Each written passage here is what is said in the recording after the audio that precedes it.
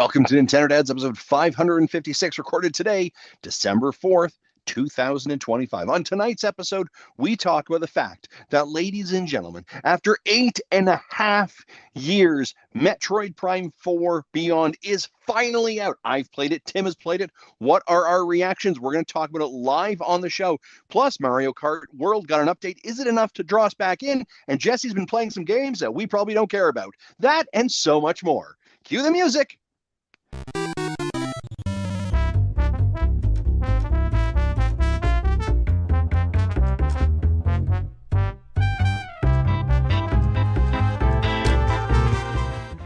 Oh my gosh, what a burn. What the heck? Just burn Jesse in the opener. It's not just an opener if I don't burn somebody in it. I was like, ouch. All right. Well, welcome everybody. It is the Nintendo Dad Show where Justin burns somebody on the show. Anyways, I'm doing the show today, I guess. So we did talk about this. Yes, I know. I forgot. I was like, I'm all thrown off here because I don't usually do this, but it's like, okay. Well, Jesse, how are you doing? Pretty good. My head has been stuffed up, sinusy, funky stuff ever since last week, Thanksgiving. So yeah. Today I had the chills all day, so I'm like, yes, I'm either almost getting better or I'm starting to get worse. I haven't decided yet. We'll find out tomorrow. It's in my head, in my head. It's a cold, it's a cold, it's a cold. I did test myself for COVID. It was negative. But the Nintendo it's says, not COVID. Justin, be nice. Don't yuck Jesse's young. Listen, hold on. Have you not been around this show for 11 years? That's sort of the bit. All right? That is sort of the bit. I'm thinking if he's good, I got a 50-50 chance, that's fair. If he's going to rip on someone, sure. I will take shots at both of you equally. I don't discriminate. All right? That's true. That is true. No one has ever claimed that you were. You're an equal opportunity burner. I am. How are you doing, Justin? Yeah, I'm doing all right. It's great to be here. Lots of great games coming out this last week. Lots of games we've been playing. Some incredible news about a trip that I'm going to be taking in February that I'm excited to share. I shared a little bit of that on Discord as well. We're going to talk about that madness, but and how you're taking all of us with you, right? Right. It's going to be a road trip for sure. And I'm going to be honest with you. The thing that I'm the most excited about today is, after 8.5 years, Prime 4 is finally out, and I would love to hear from you, Tim, our Nintendo Dad's Metroid Prime fanatic, about what your thoughts are, your impressions, all of this. So yeah, I'm just excited to jump in and have that conversation as well. Me too. I can't wait to talk about it, and I've been dying for this game. I was hoping and praying Nintendo would give it to us early, but unfortunately we're not up that high on their We're not that cool. That. Yeah, so I got it. We got a code today. We'll talk about that. We're not Roger Space. More. Yeah. I think he got the same time we did. Oh really? I know he gets some games early. Yeah. So we'll have fun discussing it, and I can't wait to hear from the community if they got to play it. I know there's people out there with lots of questions as well. So we have different opportunities for people to check it out. So we'll talk about that when we talk about what we've been playing. But for now, let's jump into the news. Let's do it.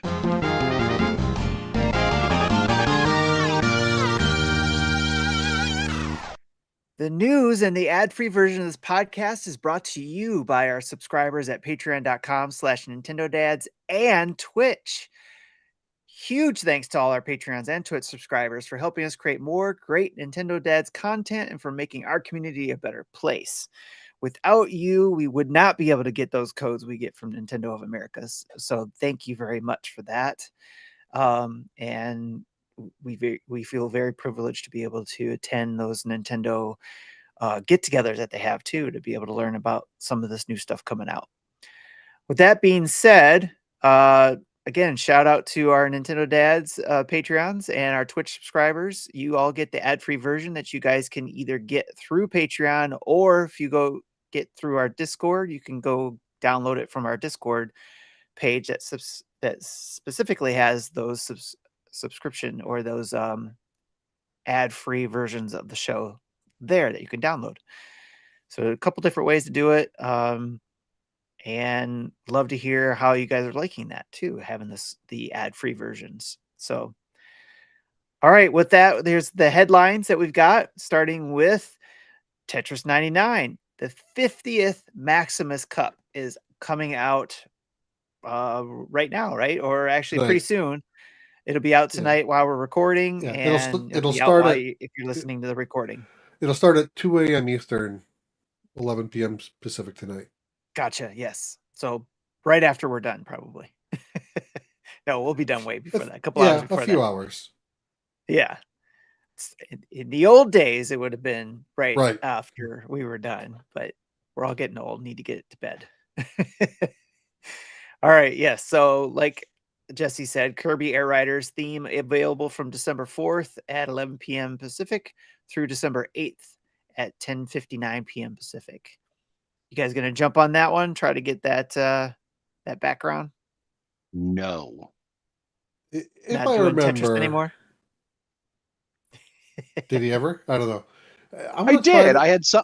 I only jumped in for themes that I was interested in, and eventually I just stopped caring though. But it was just like, I tried to get them all, and then I fell off and missed a few. I think there's like 5 to 10 that I'm missing. And what I'm upset that I missed is the Tetris Game Boy one that they had. I missed that one. I know you can get it now. Yeah, I was gonna say, you still got to pay more tickets for it. So I don't get enough to do that. The free digital currency that you earn, you mean? Yeah. Yeah, but you got to play a ton of it in order and be really good in order to get those big chunks to get enough tickets and knock out those dailies and all that kind of stuff. I remember the last one where they had like three different ones, one per day. I liked that one because it was a way to play catch up for the ones you previously missed. So I was able to get 2 out of the 3 that I didn't have before. I don't remember what the themes were for that, but yeah, I like it when they do that, when they rerun some of those. That, and I only had to play the game 2 or 3 times to get enough points to do it, versus I'm going to have to play this thing for an hour, and I'm going to get pretty kind of bored with it before I will get the points. But I know I want the points, so I have to drudge on with it. Yes, because I'm not good enough to actually win the damn thing. Win it in one game. Hey, you are good enough. No, I have never won. The best I don't want that negative talk here. Nobody gets to talk down to Jesse except for me. All right? You can't talk down to yourself. Only I can. It's not negative. It's realistic. You are enough. You are enough. I think I probably jumped off too when I was able to get the Metroid Dread one. So I was just like, I got what I want, so I don't need to play anymore. Yeah, I was very much only like if the theme interested me, and a lot of the times, I'm honest, it'd be like because they'd run like on a Friday and a Saturday, right? Or Thursday, Friday, Saturday. Saturday morning, like Jody and I'd get up, we'd watch some TV or whatever and have some breakfast, and I just hand her the Switch. And it was like, could you get me the thing? I don't want to do this. I don't like Tetris, and you're so good at it that this could take you 15 minutes. It could take me an hour, and I think that's not valuable. Vic says, another Tetris 99 Maximus event in this economy? It's funny, Vic. I said the same thing. I was like, they're still doing this? They're still doing these? Yeah. Why? But apparently there's enough people, right? And it brings hype it brings excitement. It's a cross collaboration. It's all those good things, right? They're all positive some numbers. Yeah, they must be seeing some numbers that like people come back and do this during those weekends. Yeah, back into for sure. it. All right. Next up on the news list is Mario Kart World has received a substantial update. It aims at making intermissions more fun in some areas, along with other improvements.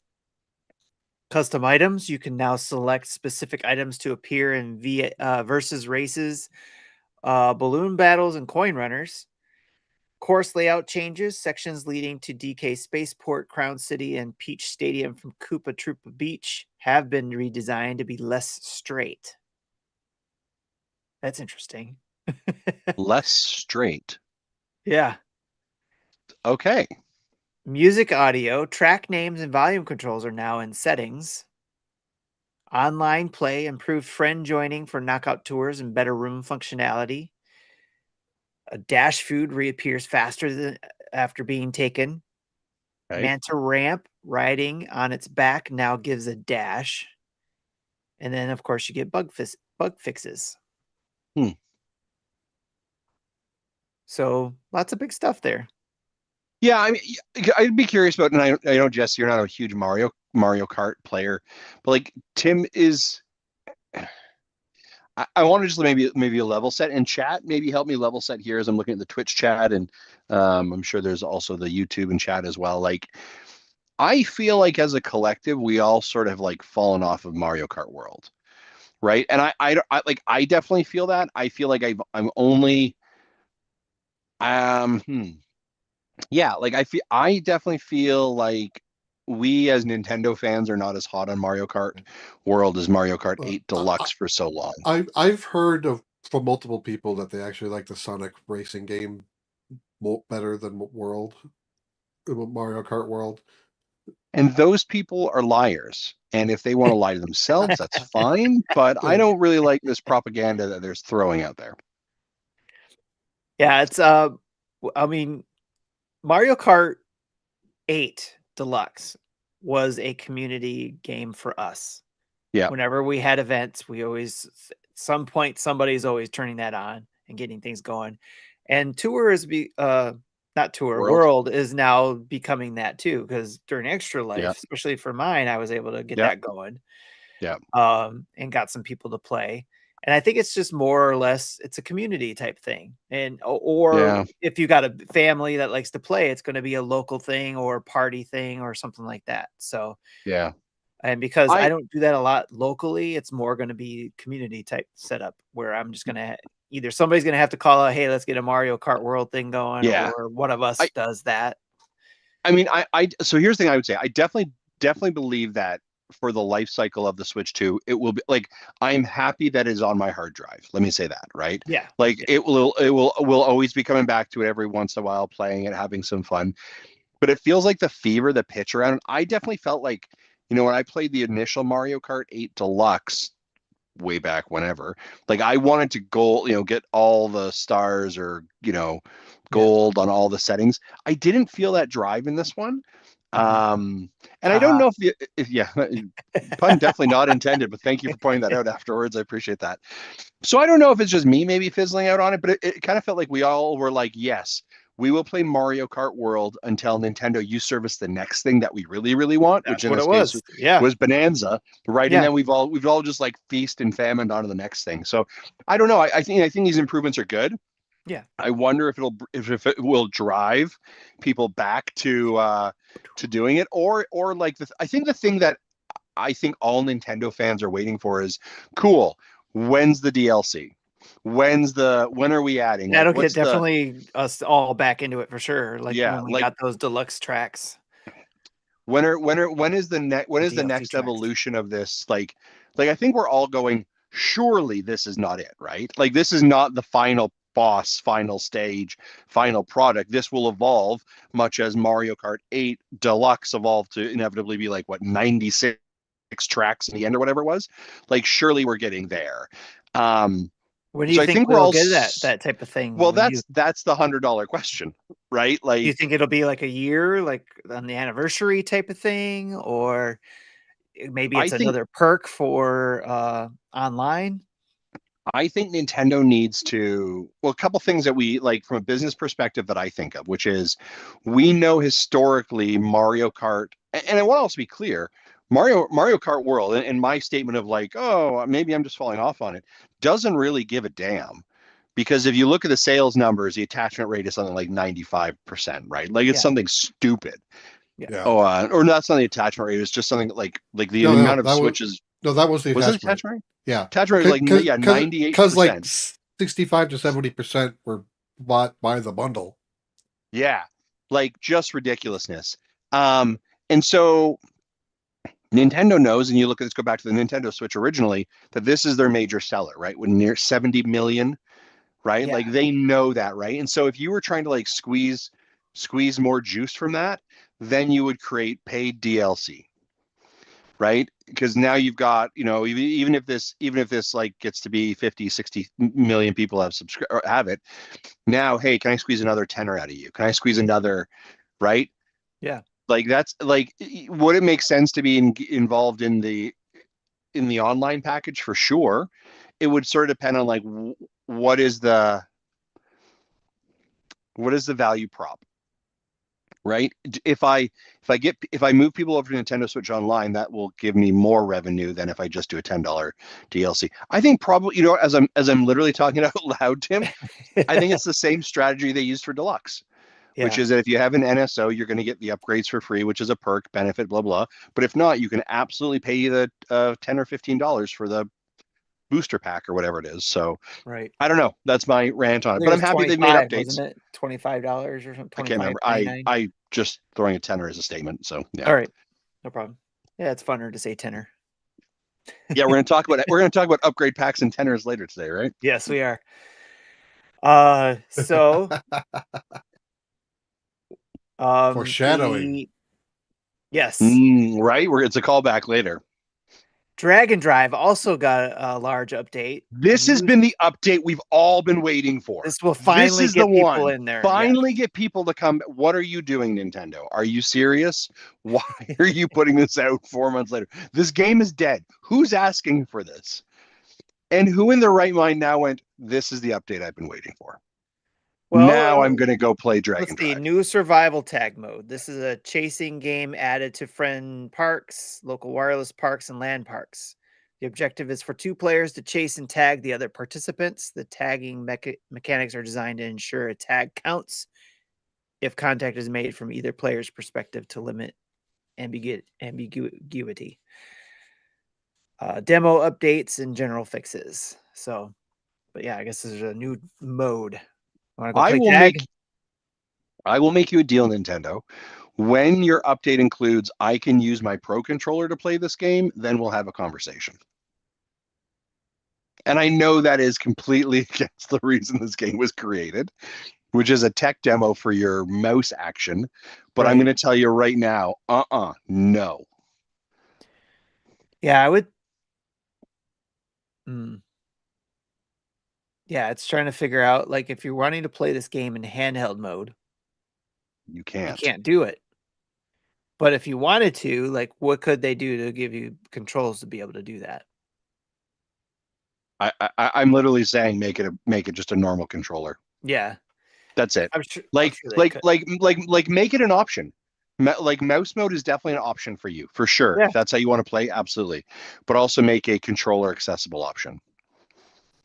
This so feels like something that like Dragon Drive in the end feels like something that should have actually been part of uh Nintendo Switch Tour as one of the games that you go into, Right.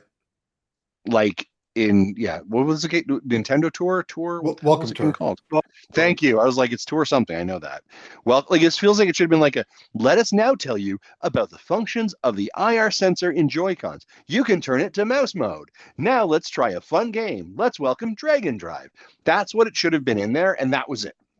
And if that was it, then we would have been grand with it, right? But I think when I think of like the biggest swings and misses that Nintendo had in 2025, I believe Dragon Drive was probably the biggest miss.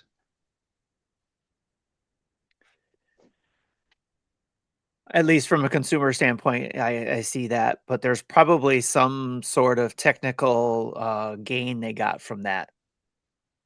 The developers probably got to learn something from that.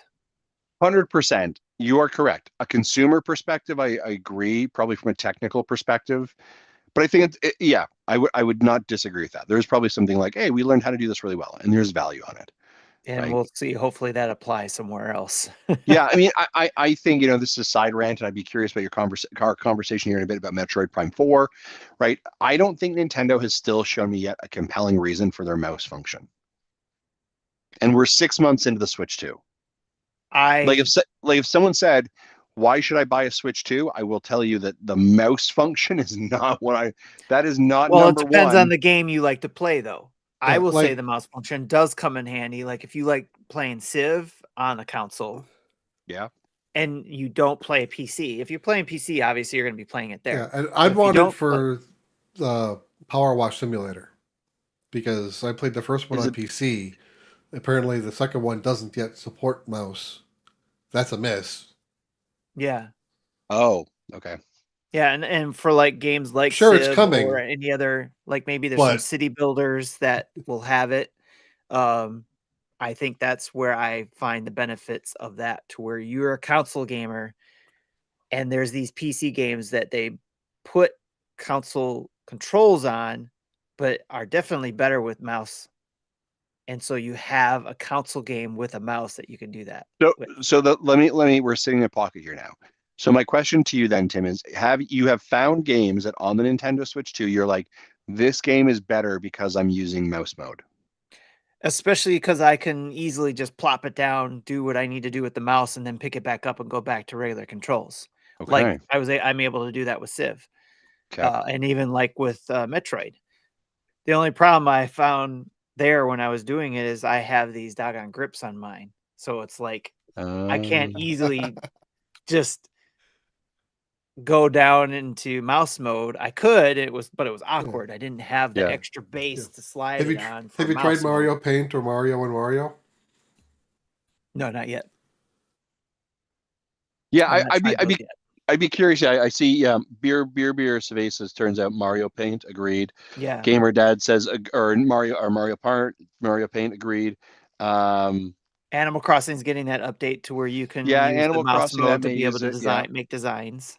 I guess what I'm saying is And at the this house point, rearranging stuff. Yeah. yeah, and so I guess what I'm saying is at this point as a consumer, I don't know if I, Justin Masson, the gamer that I am, find it compelling anyway. Is there definitely like, do some people use it and it works well? Awesome, yes. I still like if someone says what's the big catch on it? Why should I buy a Switch 2? I will not say mouse control mode anywhere in that Well, sentence. yeah, that is not the first thing I mention either. If someone says that, I have a Switch, what should I buy a Switch to? I actually had somebody ask me that, and my questioning doesn't go. It's basically my questioning goes down like, what are you looking forward to? So like, just like we would for any either console update or even a new phone or anything like that. Like for me, it was about the upgrade, having the newer processor and speeds and all that kind of stuff, and having better things all around on it.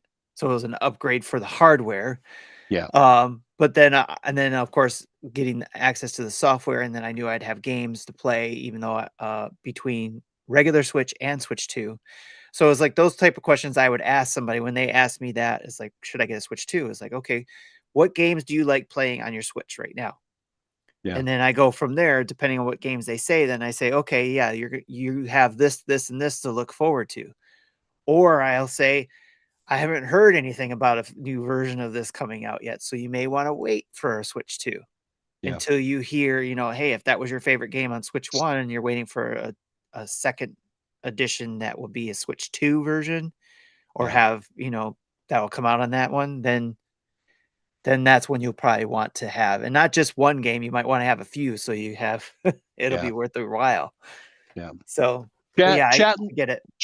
Chat, let me know, is there any game, has Nintendo sold you, gamer who's listening to this conversation, let me know in the chat, on their mouse function, on their mouse. Are you genuinely like, cool, I am playing this game using mouse function, that is the way I want to play? Let me know in the chat. I'd be very interested in. And yes, Ninfrendo, we will not use mouse function. Do not buy a Switch 2 until Concord comes. I agree. Of course, laugh. And then the last thing on the Nintendo news side is we got a new theme, not on Switch 2, but in the Nintendo Today app. It's Donkey Kong theme. Got introduced to the Nintendo Today app, and now I'm just wanting a Metroid and Metroid Prime I'm theme. surprised Donkey Kong wasn't already there. Yeah. I think I'm surprised if you go look at the list of your favorite characters versus the list of themes, I'm surprised those don't match. And it took this long to at least get Donkey Kong, you know? So, and they also did add Pokemon too, as a character that you want as a favorite character, not as a theme yet, but I choose you, Pikachu.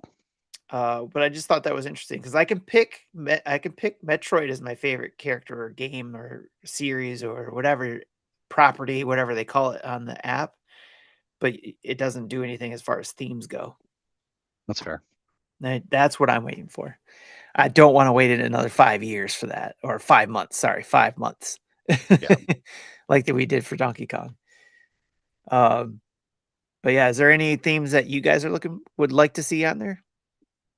I actually don't really use. I am such a bad Nintendo person. I really don't use a Nintendo Today app ever. I don't as the person who's been playing Metroid Prime 4 all day. Doesn't mean I use the app. Right. I'm just saying that you just called yourself a bad Nintendo person. I'm like, says the guy who's playing a Nintendo game that just launched today. Yeah, that's fair. But like I don't go to the app. I just don't. I also don't use the music app very much either. So I don't know. Maybe I'm not utilizing my subscription the way I need to. So I have been using the music app quite a bit lately, and Metroid Prime 4 dropped 7 tracks. I listened to most of them, and I'm I haven't played more than about 2 hours of Metroid Prime. And I've never played 2 or 3. Well, no, I did play 3, but that was so long ago I don't remember anything about it. Yeah. That music does not sound like Metroid music. I don't know what it is, but so this game must be pretty out there compared to other Metroid games. There's some bits that I picked up on that have some very similar compositions to the Prime series. So that but you're right. It is very different. Overall it's very different. And like lots of vocals. I'm surprised how many vocal tracks was in there. Not English, but like Latin singing. Or yeah. Something you just hear out of a Final Fantasy soundtrack. Yeah. I am going to say, and we're going to have a chat, Tim and I, in a little bit here about Metroid Prime 4. But I would say I think Nintendo with the Switch 2 has done a really great job on their music track so far. Like, I think Mario Kart stood out. I think Bonanza stood out. I think I have actively playing Metroid Prime 4. I've been like, man, that is really good sound design. Like sound design and really good just music. Yeah. That really helps accentuate and to bring forward the atmosphere they're trying to create. I even like only 2 hours in, I was like, yeah, that's really good stuff. I think they've really kicked their game up this year. Yes, they have. That music is on point. All right. Leaving a little bit of the Nintendo news, going into overall gaming news, we got a Ball Pit update, which is Ball Pit sells over 1 million units and has 3 free updates planned for 2026. Wow. One in January called the Regal update, one in April called Shadow update, and one in July called the Neutralist update. Naturalist. Do you all sometimes feel like as we're beginning to talk about like game of the year 2026, and obviously we focus on 2025, we're focusing on Nintendo games. Do you feel sometimes that like, man, there's games I may have missed I really need to like, ones that sort of pop up and you're like, ooh, maybe I should be playing that, right? Because there's a lot of conversation. Ball Pit's one of those ones right now, reminds me of sort of Inscription a couple of years ago, in that it kind of comes out of nowhere and then everyone's really talking about it. It's very well publicized and you're like, oh, I feel like this is one of those games that needs to be in my Rolodex for this year that I've played and have some experience on. I feel like Ball Pit is sort of the one right now that really, really resonates with me. I'd be curious if either of you have that situation or either. You know you need to play it if Jesse's playing it. That's the reason I don't play it. Mm. I think, yeah, I'm like playing it. 20 to 30 hours in that game now. Shut up. Yep. No, I've unlocked all of the levels. I've unlocked all of the characters. I have not unlocked all of the buildings yet. I'm still 3 short. Is Ball Pit the Balatro of 2025? Yes. I think you might be able to say that. It's a different type of not addiction. That's not the word I want to use. But Addiction. It's a different type of attraction. Oh, shit. Well, because on paper, Balatro is a game that I should have just fallen over and never come out of that hole, but I couldn't.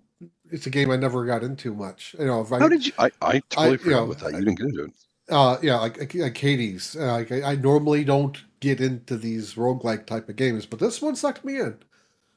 Not as deep as Blanco did. He he put out a message saying that he has maxed out his building space. He has where there isn't a building, there is a component that he can be collecting on, which he's going to have to destroy a lot of that when New Buildings gets released with these DLC. Yeah. Yes. Yeah, but okay. I haven't 100%ed the game, but I'm close to having every character beat every stage. I kind of put a halt on it so I can get into other games, especially knowing that DLC is coming. I'll get back into it. Yeah. Well, it's less than $20 too. For me, when I started playing that one, it was I was getting discouraged because I felt like I wasn't getting anywhere. But then when I was doing Extra Life, both Jesse and John both said, you got to grind at the beginning. So, well, actually, you just grind throughout the whole game, but you have to grind a lot before you feel like you're getting anywhere. So I did that. And it's a farm builder too? Yeah. Yep. It's a really weird combination, but it works. Yeah, I was able to get going, and it felt pretty good when I was able to get that first level beat with one of the characters. Because in the pit you find blueprints. Then you're able to, when you're up on the surface, you're able to build the buildings, and the buildings will make your characters more powerful, so they can do more in the pit. And cycle continues. You loop it. And the last 5 buildings you unlock, well, all the buildings have a level cap. You can upgrade the levels sometimes up to level 3, sometimes up to level 5. The last 5 buildings are basically infinite levels. You can go as high as you have resources, can grind the resources out of it to increase your character's stats. Darth Platypus says, I'm playing it right now as you're speaking. Yeah. That's funny. Or as I'm listening. And also big thanks to a couple of subs here over in Twitch. We see Ms. subscribed. I saw Ebicel resubscribe. Man, thanks guys. We appreciate that. That is, yes. Remember, don't let Jeff Bezos take your money. We'll happily take your fiver. Help fund me getting Ball Pit. All right, that would be great. Interesting, huh? Okay, I've now put in my wish list. Let's see, maybe I'll pull the trigger on that one. But I feel like maybe I have to play that. And going back to your mouse controls question, Vic says, I'm genuinely curious to see how mouse controls perform on shooters. Mm-hmm. Metroid Prime 4 being one of them. And then am not convinced I need to switch to for the mouse controls, says Chris HL 94. Yeah. Unless they come out with NHL 94 with mouse controls. Then, right. Yeah, you have to control the puck with your mouse, right? That'd be control the goalie. Yeah. Could you imagine that? Sliding back and forth. So you have to buy the NES Max controller. Yeah. Remember that OBS is dropping frames, so. But we're not on the thing anymore. No, we should be coming back. But, there we are. There it is. We're back. All right. Back to the question you were asking, Justin. Besides you and Ball Pit, one of the games that I feel like I need to play But I'm holding out and hoping that they bring it to the Switch 2 is the Expedition 33 game. Yeah, I mean, yeah, and I would say for sure, like for me, there's a couple games, as you look at like the game, not game, Game Awards are next week. You look at some of the nominations. Uh, I think Expedition 33 is one of them that obviously I'd really like to play. Blueprints, to get further in that, I need to spend more time with Blueprints. I know you were really loving that one. Yeah, there are definitely a couple games there that really sort of have my interest for sure. But yeah, I keep hearing it just feels like Ball Pit. I just keep seeing everyone sort of like all of a sudden like, and I think my analogy of Ball Pit the Bellatra of 2025. What I mean by that is something that was sort of weird, came out of nowhere, and everybody now is Everybody's attached to. playing it, yeah.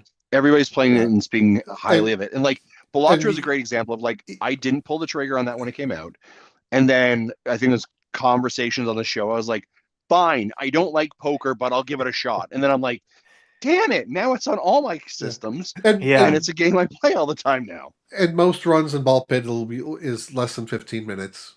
Like you could have a bad combination of abilities with your characters with how the final boss is, and like what is the first example? The boss of the first stage cannot be attacked from the front. He can only be attacked from the back.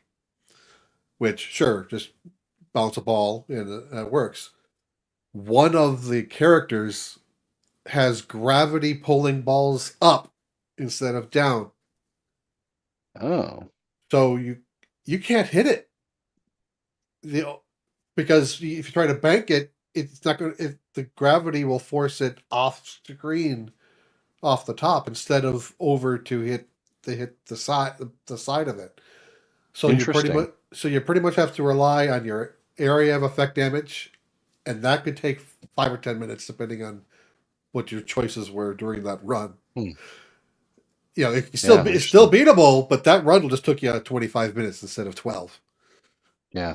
But other than that, the runs are pretty quick. Yeah. Evasil, I see you in the chat here. Say blueprints, please. I suspect we're going to see blueprints announced in 2026 coming to the Switch 2. The reason being, one of the reasons I definitely think that is it has been announced coming to iOS. And that one probably could have mouse support too. Yeah, that feels like a mouse support one as well. Be not just throw in. I think that could be meaningful.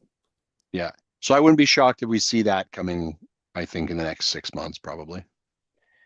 I was really hoping that Baldur's Gate 3 would come to the Switch 2, but the longer it takes, the more I think it won't.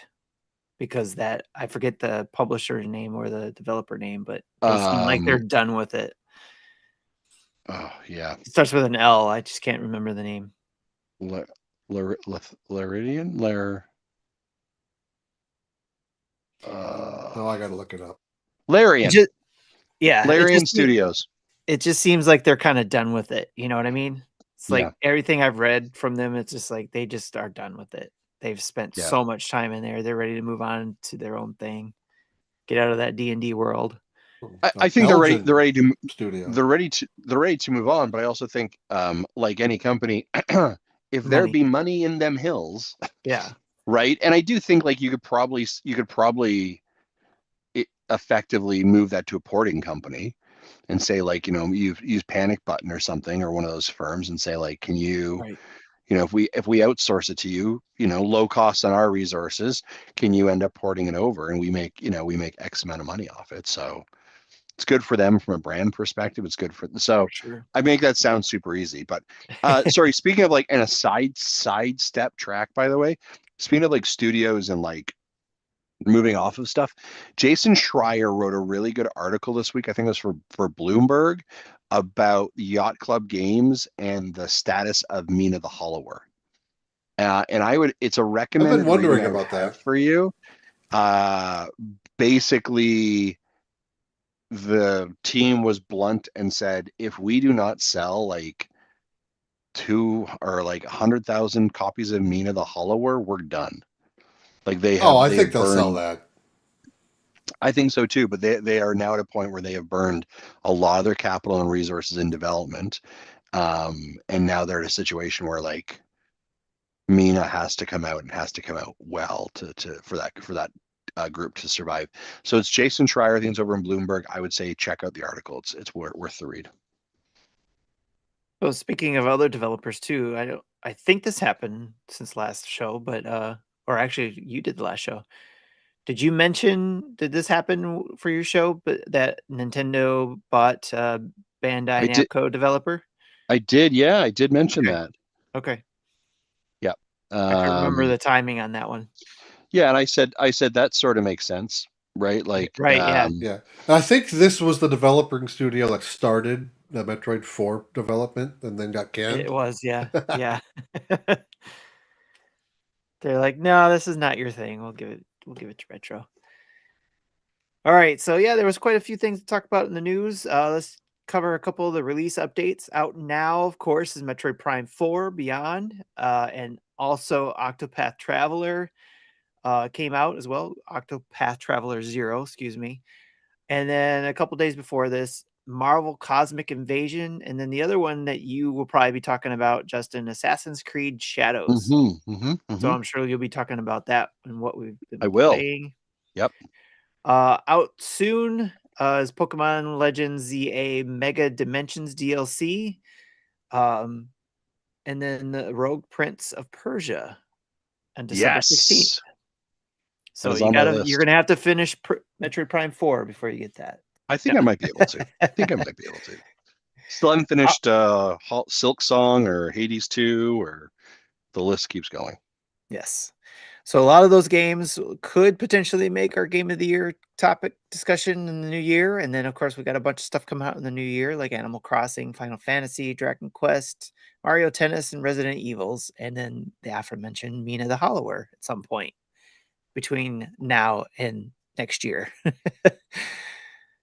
So that is everything. And also look at our channels on YouTube. We post a lot of first looks on these games, especially Metroid Prime 4. I just dropped the first look there. It actually goes a little bit past what we've already seen in a lot of the videos and content that we've seen from Nintendo leading up to here, kind of giving some of that, what's going on. And if anybody's on the fence about getting Metroid Prime 4, go check that out. And also don't forget about checking out your local store, because Nintendo has a demo station set up in a lot of stores like Best Buy, Walmart, Target, or whatever local store you've seen have those Nintendo Switch 2 demo stations. And they have a Metroid Prime 4 demo on a lot of those. So if you know your systems get updated a lot in your area, go check it out if you are on the fence about getting Metroid Prime 4, especially if they have a TV unit, because then you can see how gorgeous this game looks on a nice display like that. So that's what I'm hoping to talk about next week, is how it looks on my 4K TV, because I haven't checked that out yet. Nice. That's it for the news. Let's listen to an ad from our sponsor, Manscaped. That's right, Tim. Manscaped has showed up yet once again with some fantastic products that I want to make you aware of. Because, folks, ladies and gentlemen, the holidays are here, which means it's time to give the gift of smoothness. That's right. Whether you're shopping for your partner, your brother, yourself, listen, I don't judge you, but Manscaped's Performance Package 5.0 Ultra is the ultimate upgrade in your grooming kit, because nothing says happy holidays like a perfectly groomed package. From trimming to refreshing up, all-in-one groomer keeps you nice and clean, confident, and ready for any festive occasion. So go ahead, unwrap with confidence this season with Manscaped. Head over to manscaped.com and join the over 13 million men worldwide who have trusted Manscaped and use the code NINDADS, NINDADS, for 15% off your entire order. And let me tell you about the Performance Package 5.0, because they have got 2 free gifts that they're including that you should definitely check out. It doesn't just stop with the grooming essentials that they have, which are incredible. We've talked about how much we love their products, the grooming products specifically, but the Performance Package 5.0 Ultra is a great, where do I start? That's where you start. because it also comes with 2 holiday bonuses. The Boxers 2.0 in a colorway Midnight Bravo and the Shed 2.0 toiletry bag. These are premium extras to make sure you're always ready to jingle and mingle, whether at home or on the go. I've talked to you before. The Manscaped Travel, the Shed has become my toiletry bag all the time that we use. It's fantastic, easy to pack, nondescript. It's premium product and absolutely love it. All the products fit in there easily enough. So again, if you're looking for something on the holiday, you don't know what to get yourself, maybe your partner, maybe others, I don't judge. Head over to manscaped.com, use that promo code NINDADS, NINDADS, for 20 or 15%. I apologize, 15% off, at least so they tell me in the copy. Big thanks to Manscaped for their continued support this holiday season. Back to you, Tim. And so far, we've been able to see we've been getting 20% off with that code. So I'm not sure what's going on there. If it's left over from what we had before, and they just keep sending us the 15% in the ad read. We'll take it. But yeah. Try it. If you use a code and you get 20%, shh. Don't tell anyone. It's a secret. Don't tell and anybody. If you get actually, no, tell everyone actually. And if you get 15%, tell everybody except for Manscaped. I told what you get. Yeah. Well, of course. Okay. All right. Cool. Thanks, Justin. Yeah, of course. Let's discuss. Do it.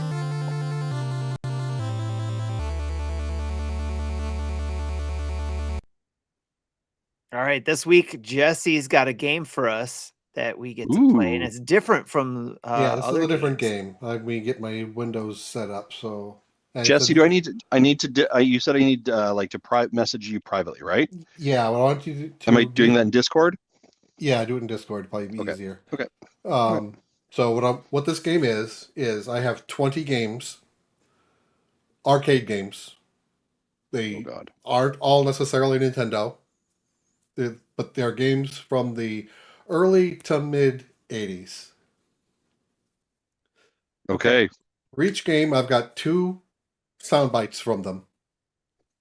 The first one is probably a little bit more harder to identify the game. So if you can do it on the first bite, you get 2 points. If you get it on the second sound bite, you get 1 point. And these are all arcade games. They're all from the arcade games. Okay. Oh boy. One of the games actually has 3 sound bites, so you can get up to 3 points on it. So maximum score is 41. If you get perfect score. I feel like this is not going to go well at all. We may have to pivot and only allow you to choose 5 arcade sounds there, Jesse, because I don't think this is going to go well for Tim or I. All right. Well, I invited people in the chat to play along, and if they score themselves, let us know what they get. We'll see how this goes. So I got my Discord ready. So this is me too. Game 1.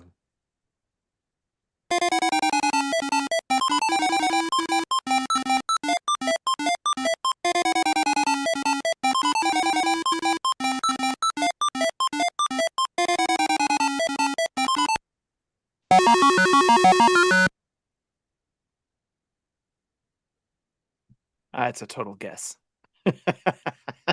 Okay. One of you is right. I'm not going to say which one. Here's the second song.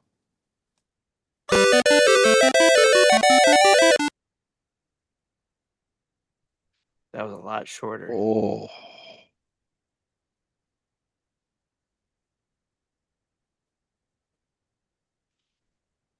Okay.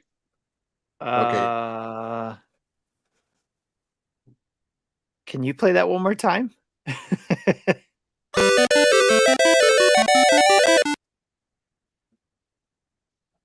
I don't know. I don't know that one.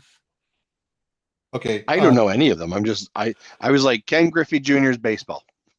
Tim got it right on the first clue. It was Burger Time. Okay.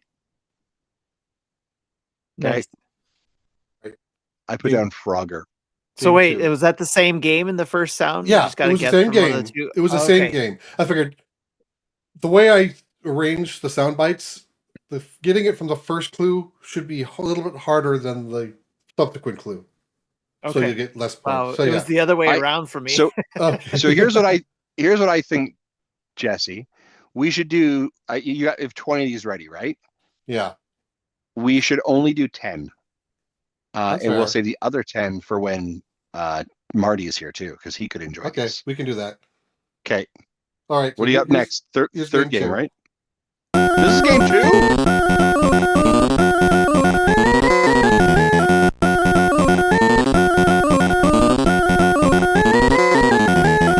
Yeah, each game has 2 sound bites. So What the? from the first 2 are both from Burger Time. So this is the first song from the second game.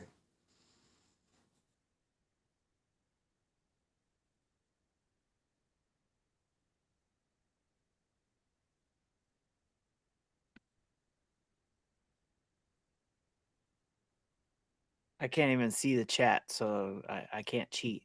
So I don't think the chat's going to help us in any way on this. Okay, here's the second one.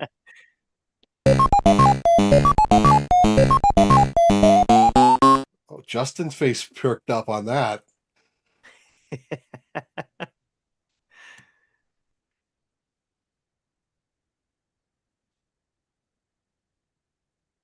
I've heard that before, but I don't think this is right. But I've heard that before. You want me to play it again? Uh-huh.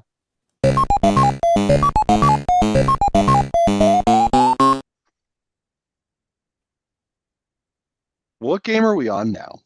This is This still is the second game. What the hell? You get 2 sounds for each game. So Jesse thinks I'm an idiot. I'm literally just putting words in chat now. Okay.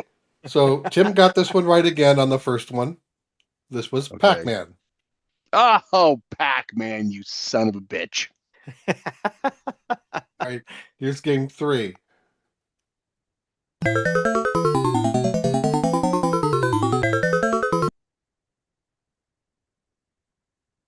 I think we should only do 5 of these. we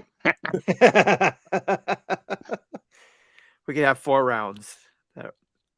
Because we've been doing 5 of everything else. Yeah, I think we should do 5. Yeah, we can split it up. Okay, that'll work. That's a good idea. Oh. Right. You want me to play that one again or go to the second one? Play that one again, please. Yeah. No, go to the next one. No, I want to hear that again. I'll repeat it.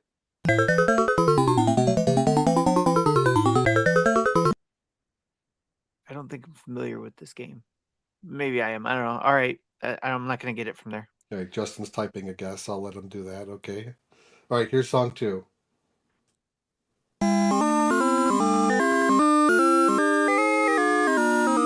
Oh my gosh, I know this.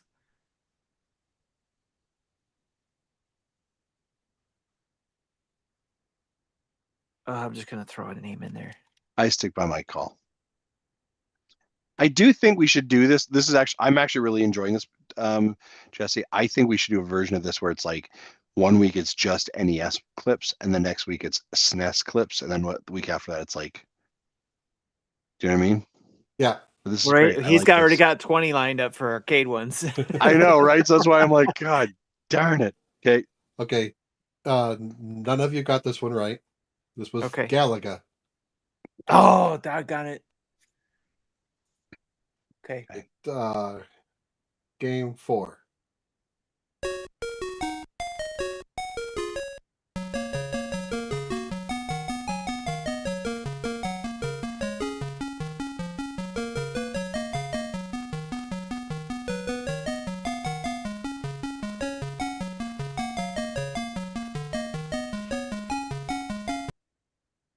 Sounds familiar, but I don't know.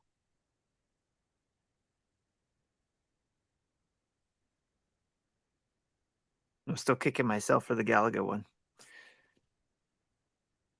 Right. No guesses on this one, Tim? I don't have a guess for that one, no. Okay, here's song 2.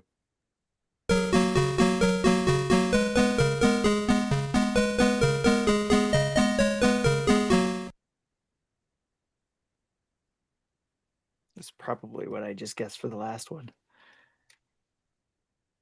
Oh, I'll just put that in again.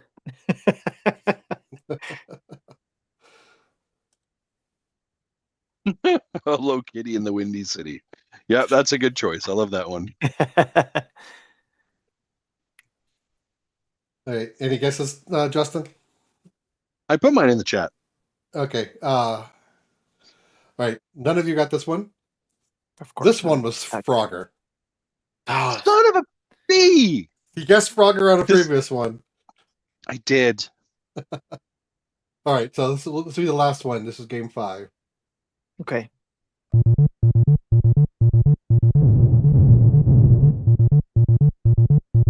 Oh. Oh. Hold on a second.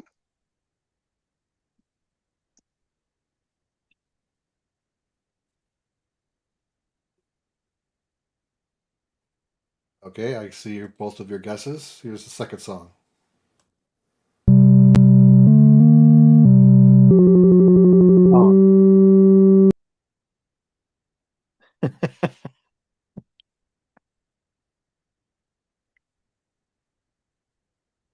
Oh, Justin, I thought you'd get this. I thought I did too, and now I didn't, and that's sad. Because Okay. I was excited by my answer, and then you're like, I thought you got this. Oh no. Yeah, none of you got this one, and you're both gonna kick yourselves. This was Okay. Donkey Kong. Son of a Oh, oh. okay. The noises, like the first noise from it, I was thinking like the blowing up and the missiles in the sky. Space Invaders? So I thought it was like Missile Command. He No, thought I thought Missile it was like Command. Missile Command. Okay, I put it on Space Invaders. And then when it played again, it was the way it sounded. I was thinking Pitfall. So I put And Pitfall. I thought it was Ghosts and Goblins. That was like, fun, Jesse. So of the 5, you got a score of 0 to 4. With a maximum score of 10. Yeah. Yeah. That was rough. That was rough. Yeah. If you weren't an arcade goer in the 80s, this would be a hard game, I would imagine. Yeah, and I recognize the sounds. It's just like I can't. It doesn't compute as to which visually. I think my favorite reaction was when I played Pac-Man. Justin went, "Oh, I recognize that one." Yeah. He didn't get the game right, but he recognized it. Yeah. There are definitely like sounds you hear. You're like, oh, I know this. I've heard that, right? And I was just like, man, okay. It just that's not how my brain works. It's like, I recognize the song, but I'm not going to be able to tell you what game that's from. I think I just got lucky with Burger Time and Pac-Man. It's fair. I'm sorry, I'm looking through the chat now because I wasn't looking, and I don't know if I think someone guessed. Strong or Small did guess Galaga. There was people got Pac-Man. That was also saying I played so much Burger Time on television. But, yeah, I can't wait to hear what if anybody listens to the podcast. If they leave a comment in the podcast at their app, I'd love to hear if you guys were able to keep track of which ones you got right. Yeah, it's a great idea. So it'd be cool. Thanks, Jesse. I actually like that. I think the 5 works out well for. Yeah. Otherwise, this game would have taken a half an hour. Yeah. And hopefully Marty will be able to play around. He won't be able to come next week, but hopefully next week's Game Awards, so we may not have a normal show either. Oh, that's true. Yeah, that's right. Yeah. All right, let's go to timeout. Let's do it.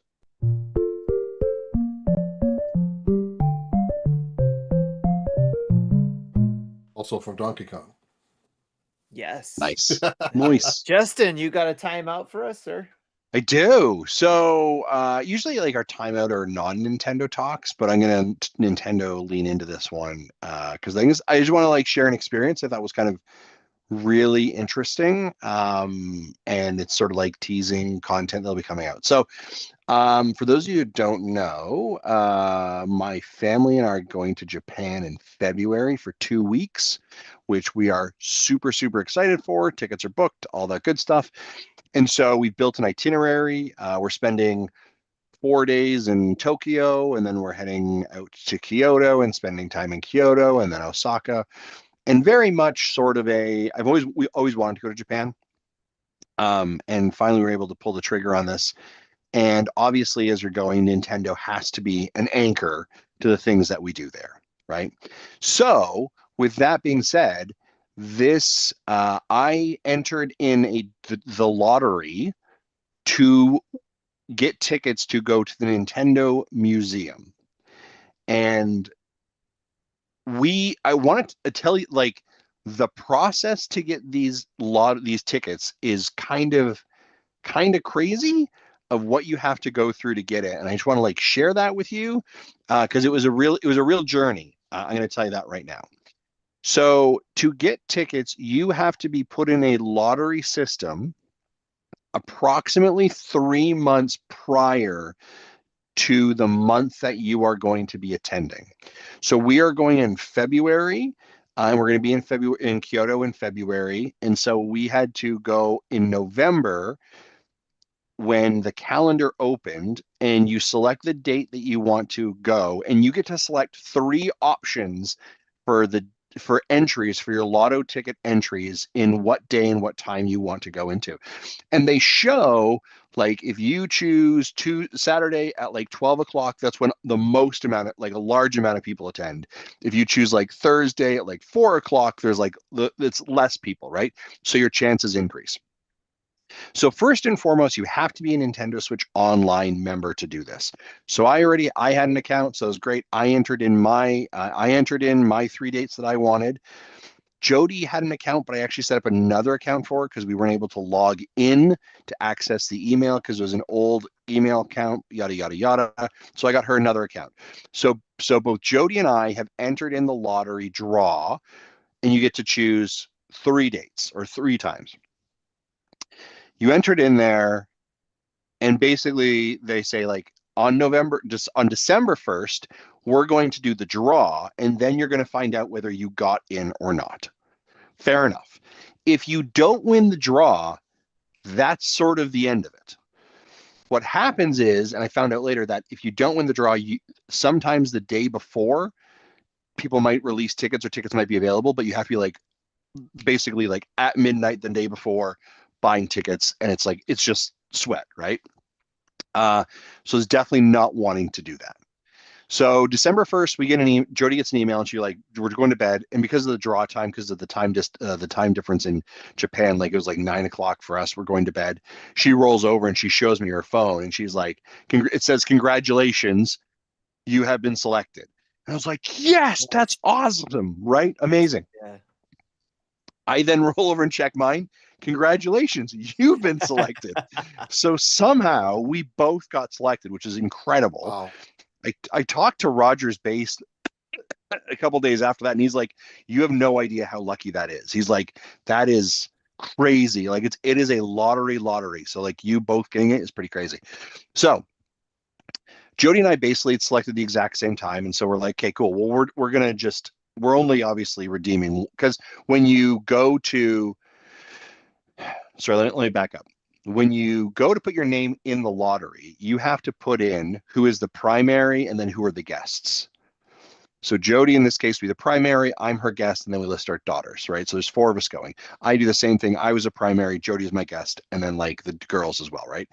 So we're going to decide, we're like, yeah, we're going to take with Jody's tickets, which is great. Now they are very clear. They're like, once you have chosen your tickets, and you redeem, or not redeem, but you basically activate and say you're going to take them. Like you can't exchange. It's it. Like you're not changing. It's done. You're locked in. And as a matter of fact, when you show up, you need to show up with ID. You need to show up with like all these things to basically get it.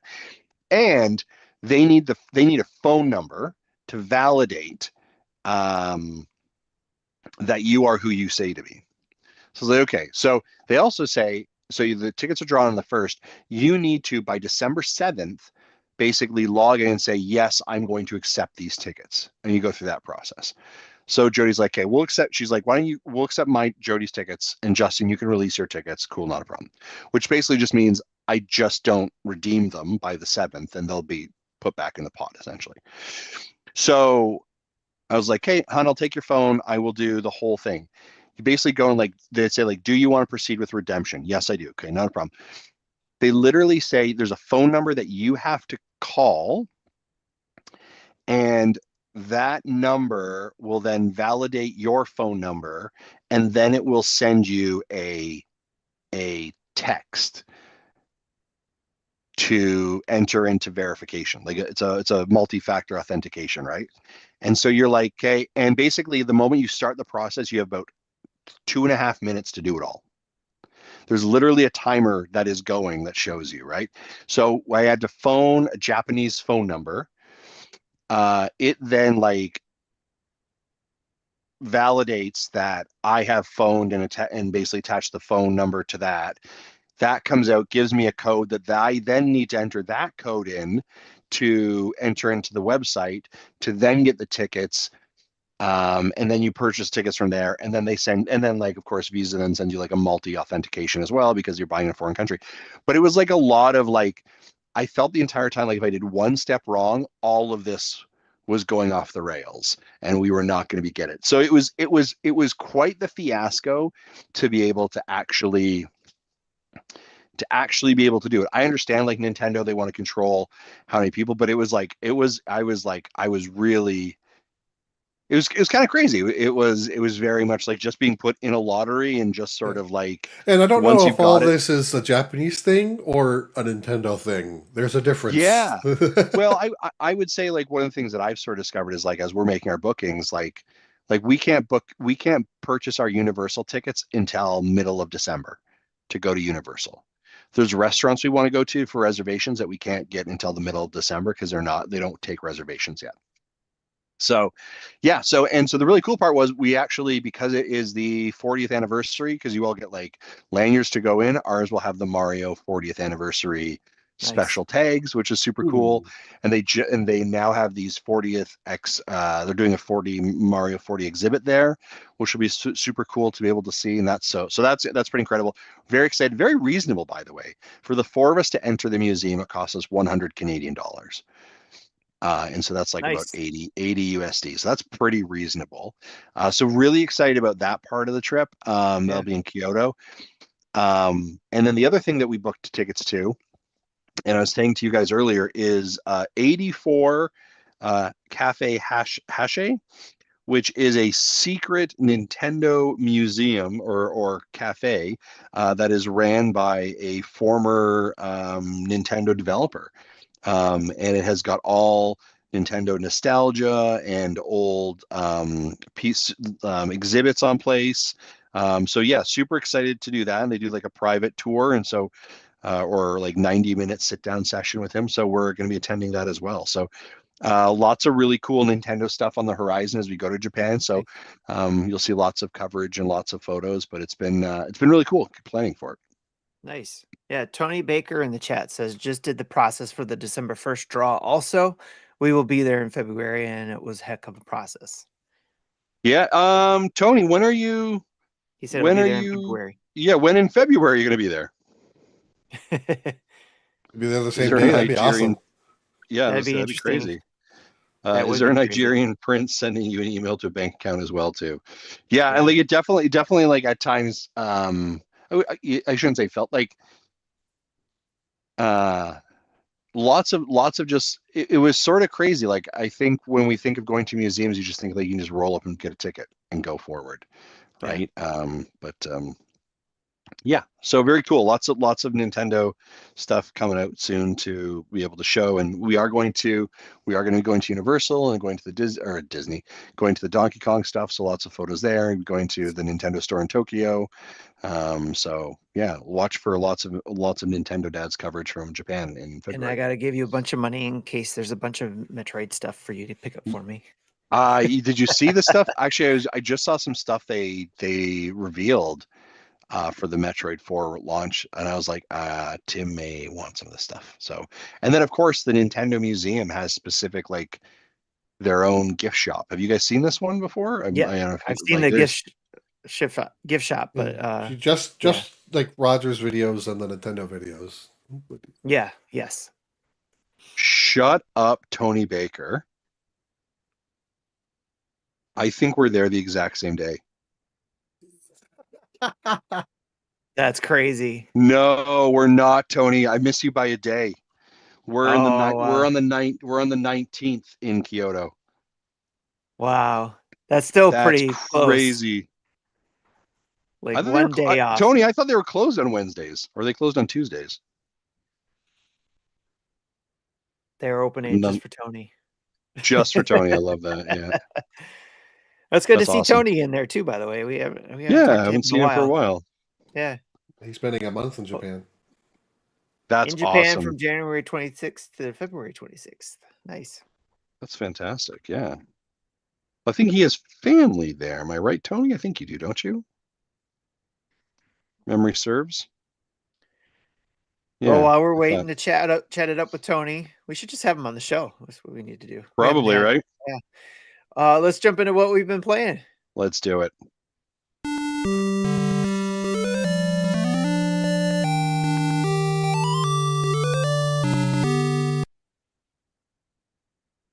Where do you want to start? What do you want to do here? Do you want to, should we, like, we've been teasing, right? We've been teasing the folks. Should we jump into Metroid Prime 4? Tim, you want to, let's chat it out? Yeah, let's go ahead.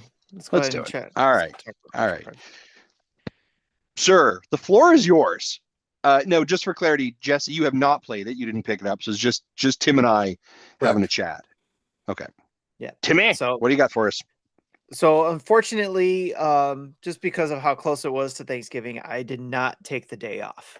If it wasn't so close to a holiday and already having time off, I probably would have took the day off. Probably both today and Friday, and just played as much as I possibly could have, but I could not. So, and of course, today I got called into the office and even more so couldn't do anything with the game. So I was not able to play until like an hour or two before we started the show, which I did a first look on my hour, essentially, of playing the first hour of the game. Just kind of, and I did our first look a little bit different too. I actually started it from without me being in the video feed. It was just more of just the beginning of Metroid playing, and just let it roll and go through that cinematics beginnings and all that kind of stuff, just so that whoever's popping into it will get a feel for it. And then I start talking when Samus jumps out of the ship. So, and then I come on screen there.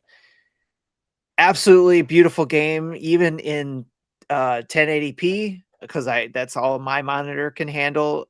Even because I had it docked and everything, but that I chose that on purpose, the 1080p 120 frames per second, because I knew I did not have the proper monitor for the 4K stuff. But I wanted to see how well it looked with that, and it looked gorgeous. And even, I mean, Metroid Prime Remastered looked gorgeous on the Switch. So it was like they just honed their art form, and it looks great. And like I said, I played about 50 minutes into it and got into the first world of Varos. And that's where I left it. And I know you got a lot farther than I did, Justin, but just that little bit I got to play. I was just so excited, and that it's just fantastic. I'm loving it. I'm loving what I'm in, loving what I finally get to play, waiting 8 years for this game. When it was announced in the first year at E3, the logo. So been waiting ever since then.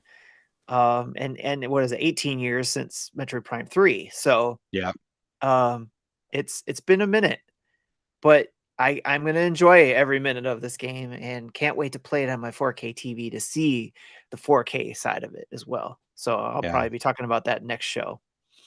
Yeah. Yeah, I have played about 2 hours, played most of it. I did quality mode on my television. I'm not really good. I'm pretty sure my TV can do 4K. I just don't care to play with the settings. Doesn't really matter to me. It looks good enough, right? I'm sure that could be better, but whatever, doesn't matter. Like, I'm just one of those people, like people are like, if you're not sure, if you go into the Switch settings to the resolution option if it'll let you choose what 2160p. That's Okay. 4K. If Okay. if your TV doesn't support it, it won't be an option for you. I would think the TV is a 2019, so I would think that it should probably support it. It's likely. Likely, yeah. Um, I Metroid Prime holds a really interesting place, I think, sort of in the lore of Nintendo dads. And so, especially with me. So, for those of you that may recall, this is going deep in the Nintendo dads well. One of the questions we get asked a lot is like, how do you game when you're a new parent? And I would always tell the story that when Rylan was first born, that my gaming was Metroid Prime 3. And when Jody would fall asleep and Rylan would fall asleep on a Friday and Saturday, I would sneak downstairs quietly as I could be. And that is how I would game. I would game from like 11:30 to 2:30 in the morning, and it was Metroid Prime 3 on the Wii U. And I remember like playing the games being like, man, it would be awesome to talk to people about these games and have the fun. And like, and so there was sort of like the early kernel ideas of like Yeah. where we are now. So Metroid Prime for me, and I hadn't played Metroid Prime 1 or 2 on the GameCube. So Metroid Prime 3 was just sort of a really special game, just that feeling, that immersion. And also like The literally immersion is what gets you. yeah, and I literally would be like sitting downstairs in the dark because I didn't want to have the lights on because I don't want to wake anyone up, like Right. with the music nice and low, and I'm trying to be quiet with like Right. waggles and the nunchucks, Yeah. right? And so in some ways today, like coming back to, and obviously I played Metroid Prime Remaster when it came out and loved it. Coming to play it today felt like a comfort food. Yes. Is the Yes. I best mentioned way. that in the video too. It was just like it felt like riding a bike, just like jumping right Yeah, back into that world. yeah, and it was just like, man, this is exactly what I want to be, and just smiling and enjoying it. And um, I think 100% it's a beautiful looking game. There's Yes. no doubt about that. Like it is incredibly pretty. Um, it plays really, really well. I have gone a little bit further. Like I said, I'm about 2 hours into it. I have met, and I'm sure you're aware of the companions that are coming along, right? Mhm. Um, I, I think some of the early reviews was like, oh, that's really super annoying. I'm 2 hours in. I don't find it annoying. Some of the dialogue is a little bit cringy for sure, a little bit campy at times, but I'm like, I'll let that slide, right? They're not always in your ear beaking. It's, I have no doubt I will finish this game before Christmas, right? I'm enjoying what I'm playing of it. And again, 2 hours, like there's still lots, but like the environments is a game that also is like, oh, like screenshot, screenshot, screenshot. I was like, that's just pretty, Yeah. right? And just tons of fun. And also the thing I would say that I found, at least, and I don't know about you, Tim, they jump you right into it, Yeah.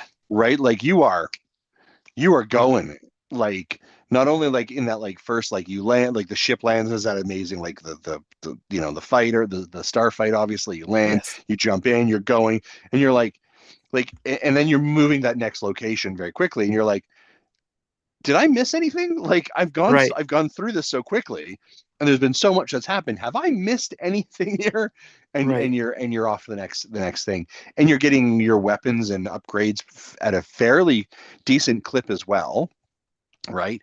And it also does that really great thing of like, okay, yep, I can't go there right now, right?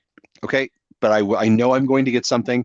I did find this is the first time I'm really using the map well of like, oh, I'm going to tag something, right? Like I'm Yes. going to put a little Yes. marker there that like, The little marker okay, thing was a nice touch y- there.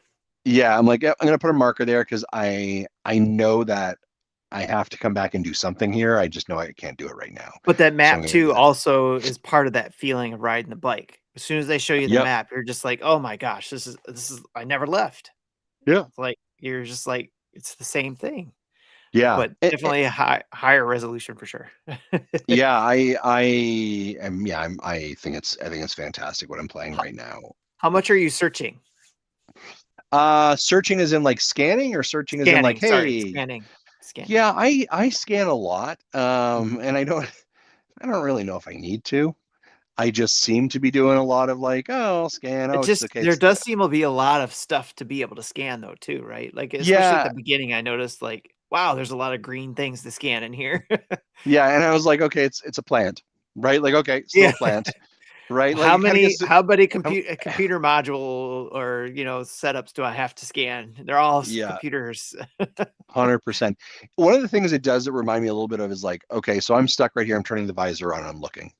Right? What Yeah, am I not seeing? That thing's green. Okay, that's where I need to indicate or go to yeah.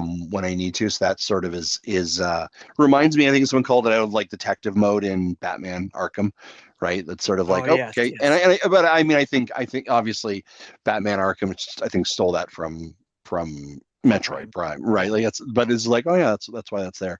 Um, yeah, I do find him scanning a lot for sure. Um, yeah, I think the cutscenes are beautiful. Really well done against good sound, great sound design. Yeah, I've just been Oh, the I've been sound is loving it. fantastic in there.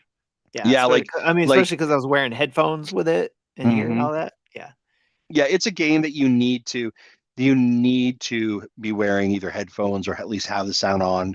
Like you can obviously watch the subtitling, but that doesn't, you know, you lose something. The Prime games is all about immersion. So this Yes. is not I mean, you can play it with people in the room and just kind of like enjoying it with you, but just make sure they're aware that you're not ignoring them. You're just immersed in the game. Yeah. So it's going to be you're going to be deep in thought there or deep into the gameplay. Yeah. Yeah, and I've gotten to a point now where I have the psychic abilities, and that's sort of You fun get that and right engaging. off the bat, Yeah, like like right away. really, really quickly. And so yeah, it's great. I'm loving it for sure. So One of the things that I read online, and I posted it in our Discord, is that when you get to a certain point in the game before the end game, you need to save copy your save file. really, Not save to the same place and overwrite it. You got to copy your save because it locks you out of at a certain point of being able to save any further when you get to interesting. the end game and roll credits to where you won't be able to go Oh, back in and try to get 100%. hmm. That's So not if you ideal. want to roll credits, you go roll credits, but then you can't go back from what I understand unless they fix it. That's weird. Yeah, It that's a might be weird something they choice. fix later on, yeah, but right now as it stands, you have to kind of like copy your save. Yeah, You get told, the game will tell you, do you want to continue beyond this point because you won't be able to, go back or go something like back. that. Yeah. Huh. So when later on down the line when you're close to that point, just remember that if you want to get 100%, you'll have to copy your save to a different file save point and then come back to it. Yeah. That's And that other save. and I've never in any of the Metroid games been like I'm 100%, right? I will go where the story Yeah. takes me, and I will finish the story, and I will enjoy that, and I will, if I think I there's a did path I want to go back 100% on. in Other M. Mm. I think that was the Oh only time wow, I ever that's did one you that. 100%. Hey, geez, okay. And then it Of all actually the unlocked Metroid a games, hard, 100%. and then it unlocked a hard mode. Like I didn't even know this game had a hard mode. Yeah, Yeah, for me, any game, if I'm gonna get 100%, there's got to be motivation to it for me. It's yeah, like I don't if it's unlocking something that I'm interested in, sure.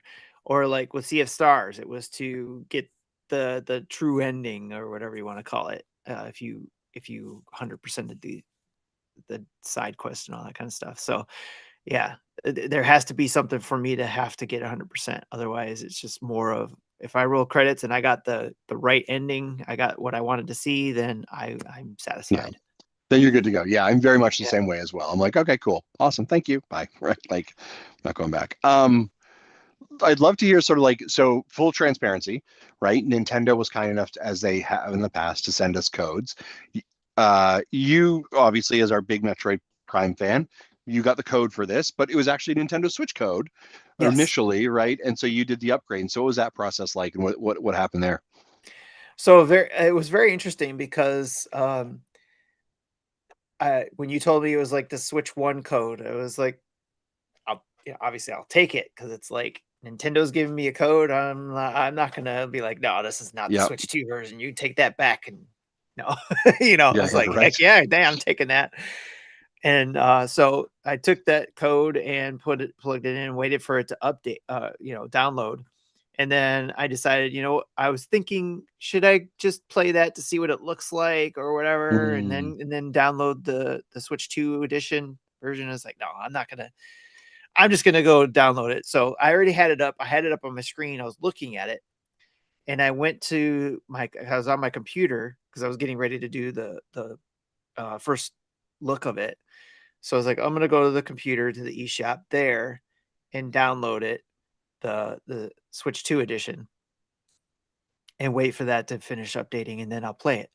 Well, when I was doing that, again, I had my Switch screen up with the icon up so I could see that it was the Switch 1 edition, or just, the regular Switch 1 edition. And then when I hit upgrade, I saw the app flash, did a quick whoop, you could see the download line and just go whoop, and then the icon updated to show that it was the Switch 2 edition. Interesting. Like that. So it was like, okay, I had the Switch 2 edition, but I had to pay $10 to unlock it. Because it was already there. It wasn't like it downloaded some other pack. It was already there, and unless that pack is so small. Or unless the Switch 1 edition digitally for everybody will do that, and it's just buying the key to get the That's Switch what 2. I'm saying. I think that's what it is. I mean, just like it says on the package, if you get it physically, the cart has Switch 1 edition and the Switch 2 pack upgrade. That makes sense. All on the cart. So the download must be the same. It must be so intertwined. It's just like, okay, you pay $10 and we're just going to go flick a, Switch, and you got the Switch 2 edition. So I just found that interesting. It's just speculation. Obviously, we don't know exactly what's going on in the background. I wonder if the way that, because the Switch 2 version is a Switch 1 version with a patch just out of the box. Yeah. Would you be able to game share that to a Switch 1 and it work as a Switch 1 game? I can actually try that. That's interesting. If my Switch 1 is charged still. Huh. But yeah, I can try that while we're sitting here talking about other stuff. Yeah, that's fair. Yeah, I mean, I think to kind of wrap up the conversation, I mean, I think I am really fascinated by, I'm hoping there's going to be a Jason Schreier article or something about like, this game took 8.5 years to develop. We know it got canceled, got redone. What happened there goes back to retro. What was kept? I would love to know, like, what were the initial ideas? I think it was Bandai Namco, right? What did they initially pitch? What did they initially have that was either saved? It was that studio that we talked about last week. Yeah, or did they just restart everything as well? The other part of it, I think, that was alluded to, Nintendo said, is that like this is sort of there are more stories to tell in this Metroid universe, and that this Prime 4 is sort of a starting point with those new stories. Yeah. That's interesting. I'm really excited to hear more about that. I was kind of hoping they'd do what was it called? The developer sessions that they've done before. I was kind of hoping they'd do something like that too, where maybe we learn some of those tidbits. But between that or the Japanese gaming magazine that always gets some good articles going, maybe they'll find out from there. Yeah. So, but I'm also curious as to what could have been. Maybe they'll do a separate book just on Metroid Prime 4 where it talks about the art behind it and all that kind of stuff. Yeah. But so I've been absolutely loving what I've been playing, and I highly recommend it. I can see this being like a Jeremy Parrish video 2 years from now. Yeah. Yeah, I'm sure we're going to have more videos about this too for anybody listening and still on the fence or curious or just wants, just enjoys watching this kind of stuff with us, that we're enjoying it. I know I'm probably going to do a stream of some sort about it. If not that, at least a let's play, showing more gameplay and more what I've been learning about the game. I don't know if you are, Justin, if you're planning on doing anything, but there's plenty of us playing. And we got a big creator community too that has the opportunity also to share their opinions on it too. Yep. So lots of updates there, and we'd love to hear your questions too. If there's something you want to know about the game that, or want to see, or want to know, want us to share in the Let's Play, you know, that let us know why you're sitting on the fence. You know, what's holding you back. I know a lot of people who are, they're going to be their jumping on point for the Switch 2. They're waiting for this game. So they're waiting for Christmas to play this game. And I've jokingly said, if you got a Switch 1, play it on there and then play it again on the Switch 2. Nothing wrong with that. So Mecha Dragon asks, is Samus hot in this game? It's like, she does go to a lava world, so she does get a little hot there, you know. That's one of the things that they do really. There's some really great moments where there's like splashes or flashes on the visor. Yeah, that you get where you get the reflection of her. They do such a great job on that. It's always impressive. Like, man, that's a great effect. Yes. Yeah. Yep. And that's one of the things that too about Samus as well, is that we've seen a lot of games that has a lot of eye candy, we'll say, for the male dominant and gaming community, the right? male gaze. Where Samus isn't all about that because she's wearing armor, you know, so it's not, you can't look too hot in armor. You're just covered in armor. So it's just like you're playing I'm just going to say it, a badass bounty hunter. Yeah. That's taking names and in a tank. Kicking ass, like, you know, Reggie says. So, yeah. So it's not about that kind of stuff. You go to PlayStation for that. 100%. all the jiggle, or play a game from IF. Yeah, all the jiggle physics in the PlayStation games, right? So or Omega something. What developer is that? You know, there's a few developers that are known for that. Yep. So what else have you been playing, Justin? A couple other games I'll pull your attention to. Wayfinder. I put a video up on our page about that. That was a game that was released on previous systems a couple of years ago, but it's about taking like it's very Portal-esque. It is taking a photo, using that photo to step into it to solve other problems. That's such a cool game. It's such a like mind-bending puzzle game, and you have to kind of solve objectives with each of them with these pictures that you're overlaying and stepping into. Really, really cool how they did it, just the function of it, the sandboxy part of it. Wayfinder is worth if you like good puzzle games. I think like Jesse, this is one that feels like this is right up sort of your alley. I would definitely recommend it. I really enjoyed it. And then the other game that I've been playing, got yesterday because an Amazon order got delayed, was Assassin's Creed Shadows. Played 2 hours of it. And I would also say this week I also put a lot more hours into Star Wars Outlaws. And so going over to Assassin's Creed from Ubisoft again feels like, oh yeah, all these systems are familiar. All these things feel very, very familiar. I think Sparky was actually in our community was asking about that, because they were talking about or asking how similar we thought this game was, Assassin's Creed Shadows to Outlaws, because they were just coming off of Outlaws and they didn't want to jump into something else. I mean, similar in that the user interface, the menus feel similar. Okay. The design aesthetic within the menus feels similar-ish, some of them, right? It has the Ubisoft kind of a look, the Ubisoft connections. Okay. But I would say like Star Wars Outlaws comparatively to Assassin's Creed are very different games. Just let alone the location, right? But I also think like there's a lot more in the Assassin's Creed world in relation to, in this case, there's kind of two protagonists that you have the ability to choose back and forth from. I think the stories and the voiceover acting there is quite incredible. They also do they have a couple options there of like, if you want to go from A to B, and there's a great example of like I'm going from like my one place over to my next main objective. They literally will provide a guided path, and you just follow the line.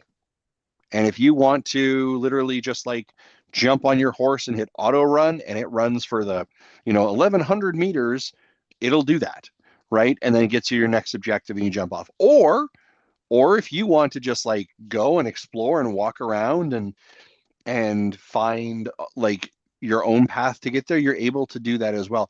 So it sort of gives the player some agency in relation to choices of how they want to play, which I think is very cool. Even there's like some like you have to like walk with this woman, and it's like just hold A to hit the auto walk button, and you're literally just walking and talking with her, which gives you an opportunity to like, I think in some ways disassociate from the Uh-oh. He said disassociate, and now he's disassociated from the podcast now. That was crazy. It's like just a hiccup. Welcome back or not? Hello. Oh, kind of like in and out there. That is weird. Am I back?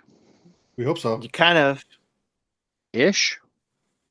Yeah, I think your internet was having a moment. Okay. All right. Well, that's fun. You were talking about where we got cut off at is where you were talking about hitting the A button and holding, and holding a conversation, and then what you were able to do after that. You still there, or are you frozen? Wow, he's still frozen. It is not working out well. No. Oh wow! There we go. All right, we'll get back to where he's at and catch up on him with Assassin's Creed Shadows. So I think we found our title. Disassociated from the podcast. All right. Hello? Oh, welcome back. Hello. How's it going? You disassociated from the podcast. Disassociated twice from the podcast.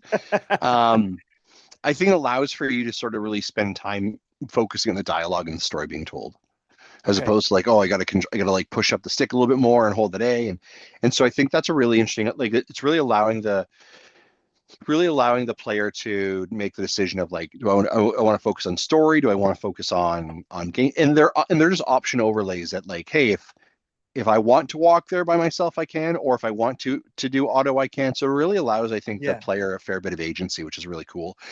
It's beautiful. I think it looks really stellar. I think it looks really, really good running on the Switch. Very similar to, I think people were like, oh, Star Wars Outlaws isn't running well. I think this is running really well. There's some beautiful scenes. I've taken some screenshots already and like, holy cow, does that look good? That they've done a really great job on. So is it as pretty as a PlayStation 5 Pro? Of course not. But it's in my hand, and it's pretty portable, and it plays really, really well. And I think at that point, like, it's like, what you're playing is, I think we've seen games come over in other systems before you're like, that's not even playable. This is incredibly well done and definitely well worth it. It's got all the patches they put into it, all the updates they put into it. Like, they've really valued it. And in Canada, this wasn't like $100 like Metroid Prime 4 was. It was $80, right? Yeah, so I think in the US, I think it's 60. It's a $60 game here. Yeah, I was expecting it to be like 70. That's all. I think really well worth it. It is a game key card, so as an FYI to that, I think it was like 68 gigs. The website says 61 gig. I will tell you what the install is in a second, but I will tell you it's over the 64 or whatever it was. That would also include whatever save data is generated as well. I'm tired of your mumbo jumbo. It is coming in at, I apologize, Jesse, 60.9 gigs. So 60.9. So it would be under the 64 gigs. So that is sort of a right. You could have maybe gone with a 64 gig card there, but they've also had conversations. We heard this a lot during Star Wars Outlaws, was that the cartridge speed was not as stable or as secure as the system. So you get quality or you get performance, right? And so I'm fine with it. It is what it is at this point, right? But yeah, I've really been enjoying it. The thing that I was sort of struck by, and Assassin's Creed, I am very much sort of like the location is the thing that matters to me. Like that has to interest me. That's like it's not necessarily the story of it, but it's like what's the location story have to be important, but like the ones that have interested me the most, Assassin's Creed 3, the American Revolution one, like Boston Tea Party, East Coast, that one interested me. Valhalla interested me. That's the Nordic. They did I remember Ireland. I tried that one, the American Revolution one on the Wii U when it first launched, and I got sucked into a conversation that the NPCs were having, so I was just chilling, listening to this thing go on, and midway through the conversation, it said I failed the mission. I have to start over. I'm like, oh, I'm supposed to be doing something. Yeah. Yeah, and then the Shadows with Japan was sort of very interesting to me as well. And so yeah, I'm really, really enjoying it. It's super cool. I'm excited to continue playing, and I kind of wonder if they're going to bring Valhalla over to the Switch too, because Ubisoft has been bringing like all of their Assassin's Creed games to their consoles that are like a couple of years old. So I wonder if Mirage, Odyssey, and Valhalla will also ultimately find their way. That's what I've been playing. That's Sorry, I took up a lot of time. I apologize. no, it's good. It'd be interesting to see that, and I think they've done this, bringing over Assassin's Creed over to the Switch. Yeah. So it would be exciting to see them bring some of those other ones that we couldn't get on the Switch to the Switch too. Yeah. Going back to the, sorry, go ahead. I was gonna say, look, I'll get a video up probably this weekend actually for a first look on it. Awesome.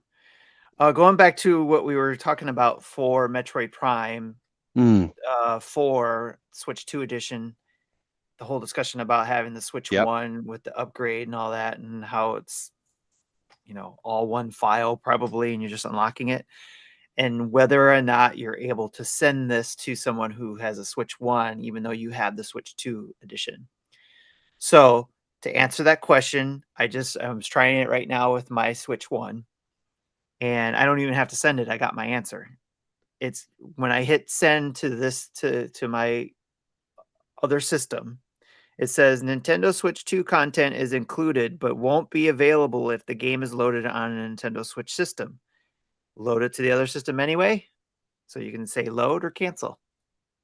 Interesting. So it will load the Switch It'll 1 work as version the Switch of the 1 game. version. Awesome. Yes. As opposed to like, so my version is the Nintendo Switch 2 version from the eShop. That would only be playable on the Switch 2, correct? Your version. I would think you'd still be able to transfer it to a 1. You talking about your Metroid Prime 4? Yeah. It's the same, I think. Interesting. Riley, you looking for something, hon? Okay. If you got your Switch 1 around, and test connected to the same ecosystem, you can try it and see what it says with yours. Just by going to the, if your Switch 1 is online, and you go to the what's it called again? The virtual game cards. Yeah. You click on the game, you hit load on other system, and it'll show you what other systems are in the area to load to. It'll give you that option, then you select that, and then it'll tell you whether or not you can do it. And it should give you the same message. Okay, very cool. So, but as far as what I was able to do, yes. But it's very weird because I'm thinking, even though they have different options, it all seems like they're still all the same game. Like they're all still the same download file. Well, it sounds like it is. Sounds like because the Switch 2 content is getting transferred. It's just won't be accessible. Right. You're flipping a Switch by paying the $10. Yeah. So that's why they have the 3 different amounts. It's like, okay, you're going to pay the $60 version to get the Switch 1 version, even though Switch 2 version's there.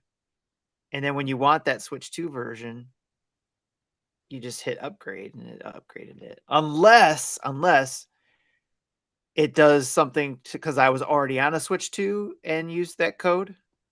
That it just pulled down the Switch 2 version, but gave me the Switch 1. I don't know. It's very interesting.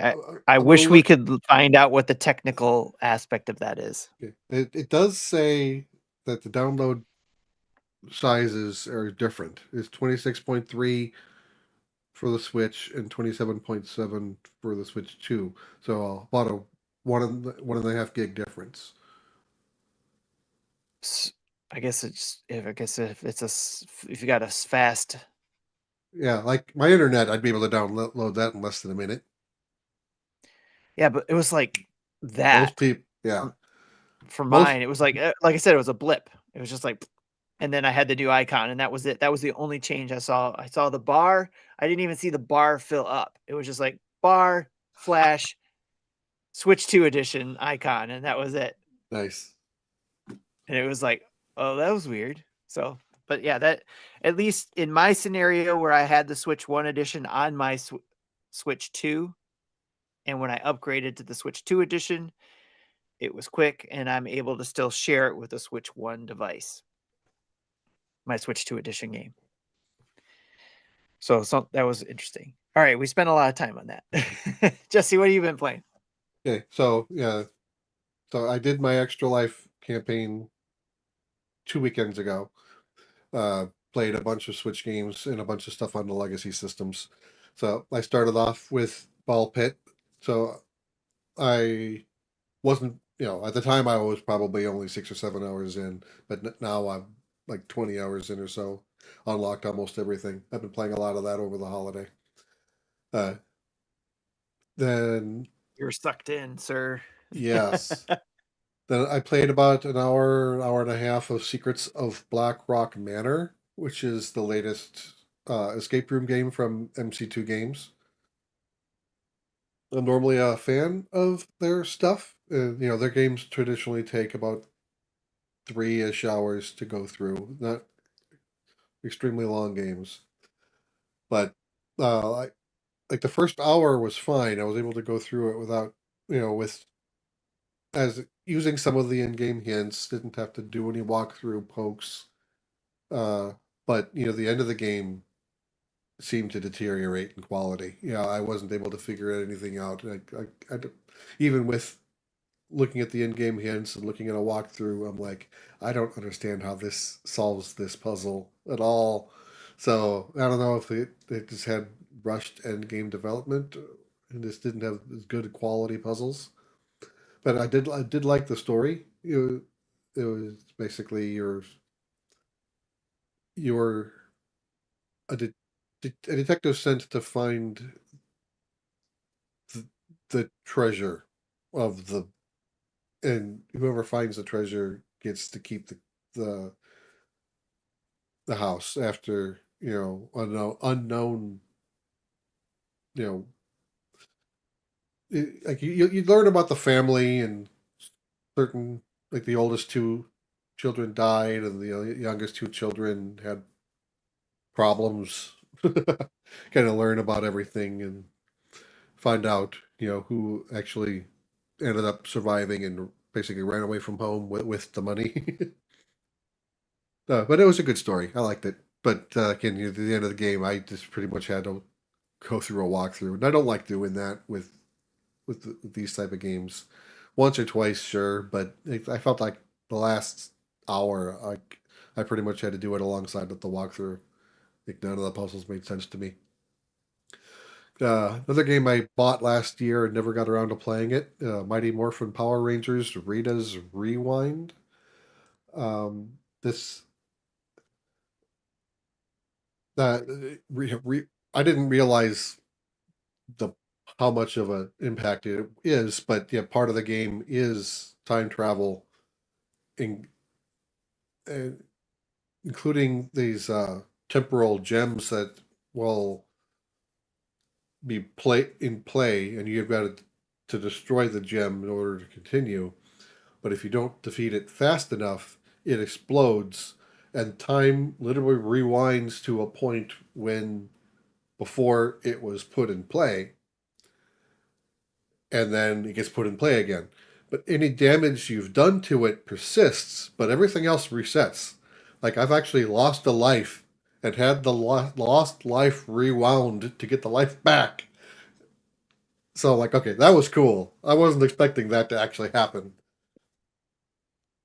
That is cool. So yeah, so there's a if you haven't seen the 30th anniversary of Mighty Morphin special from I think it was 2 years ago now, you won't understand what the heck Robo Rita is and why she's there. I think that's where she was introduced. At least that's Okay. how I know of her. But basically, Robo Rita of 2024 was back in time to 1994 when the Rangers first get their powers, and basically, so it's the Ranger team up against both Ritas, and Rita being Rita will bicker at each other, and that's kind of humorous. Yeah. And then it kind of goes through similar story arcs. You meet Tommy. Tommy's originally under Rita's spell, so you fight him as an opponent as Green Ranger. And when you're doing the norm the not the Zord fights, but as the person fights, his move set is the same as your move set. So like he's a ranger. I thought that was pretty cool. Normally they would throw some curveball, but no, he plays the same as any other ranger would. And then you end up freeing him, and then after you roll credits, he becomes a playable character. So you can go back and replay any of the previous missions, trying to get some of all the secrets that you missed. And when they had a little mini cutscene with like the 5 Rangers would walk on, morph, and then would and have some conversation, and when the action starts, all the other players that aren't active go away, and only leaving with the one playable behind. So now when you replay a level with a cutscene, Tommy will be involved. So all 6 Rangers will show up. So like, okay, that's kind of a cool. I didn't replay the whole game. Then he likely doesn't have any conversation, so the dialogue doesn't change. But he's just now there in all the cutscenes. Nice. But yeah, I played the normal mode. You get 10 continues. If you lose a life, you have to replay the section you died in. Yeah. If you use a continue, you got to play the whole stage over. And that second to last stage where you have to fight the Dragon Sword, I think I had to burn through 3 continues. It was the hardest, definitely the hardest stage in the game for me. Just Do because you earn continues, or are you given a set number of continues? you're given a set number. You're given 10. Normal level, you're given 10. Okay. You can play it on harder levels where you get less continues. Okay. But because when you're playing Zord levels, it's more like a shmup, kind of like you're moving in 3D space, but you're shooting in 2D space. Like there's an N64 game that did that, and I didn't like it. I can't think of it. There was a sequel on the Wii. Sin Punishment? Yes. So that's the type of gameplay that this had. Nice. So like I pretty much, and there was near the end of the fight, I was down to 1 hit point, and I literally did half of that last Dragon Zord fight without getting hit. Otherwise, I would have had to start over again, and I would have probably thrown the controller at that point. Anyway, so, but yeah, I only played about halfway through on my stream, and then I played the rest afterwards. Okay. Another game I played on stream is Yu-Gi-Oh! Early Days Collection, which had, I don't know, a dozen different Yu-Gi-Oh! Games from the Game Boy to the DS. I don't know if I had DS, but Game Boy Advance for sure. Some of the games never had an English translation before.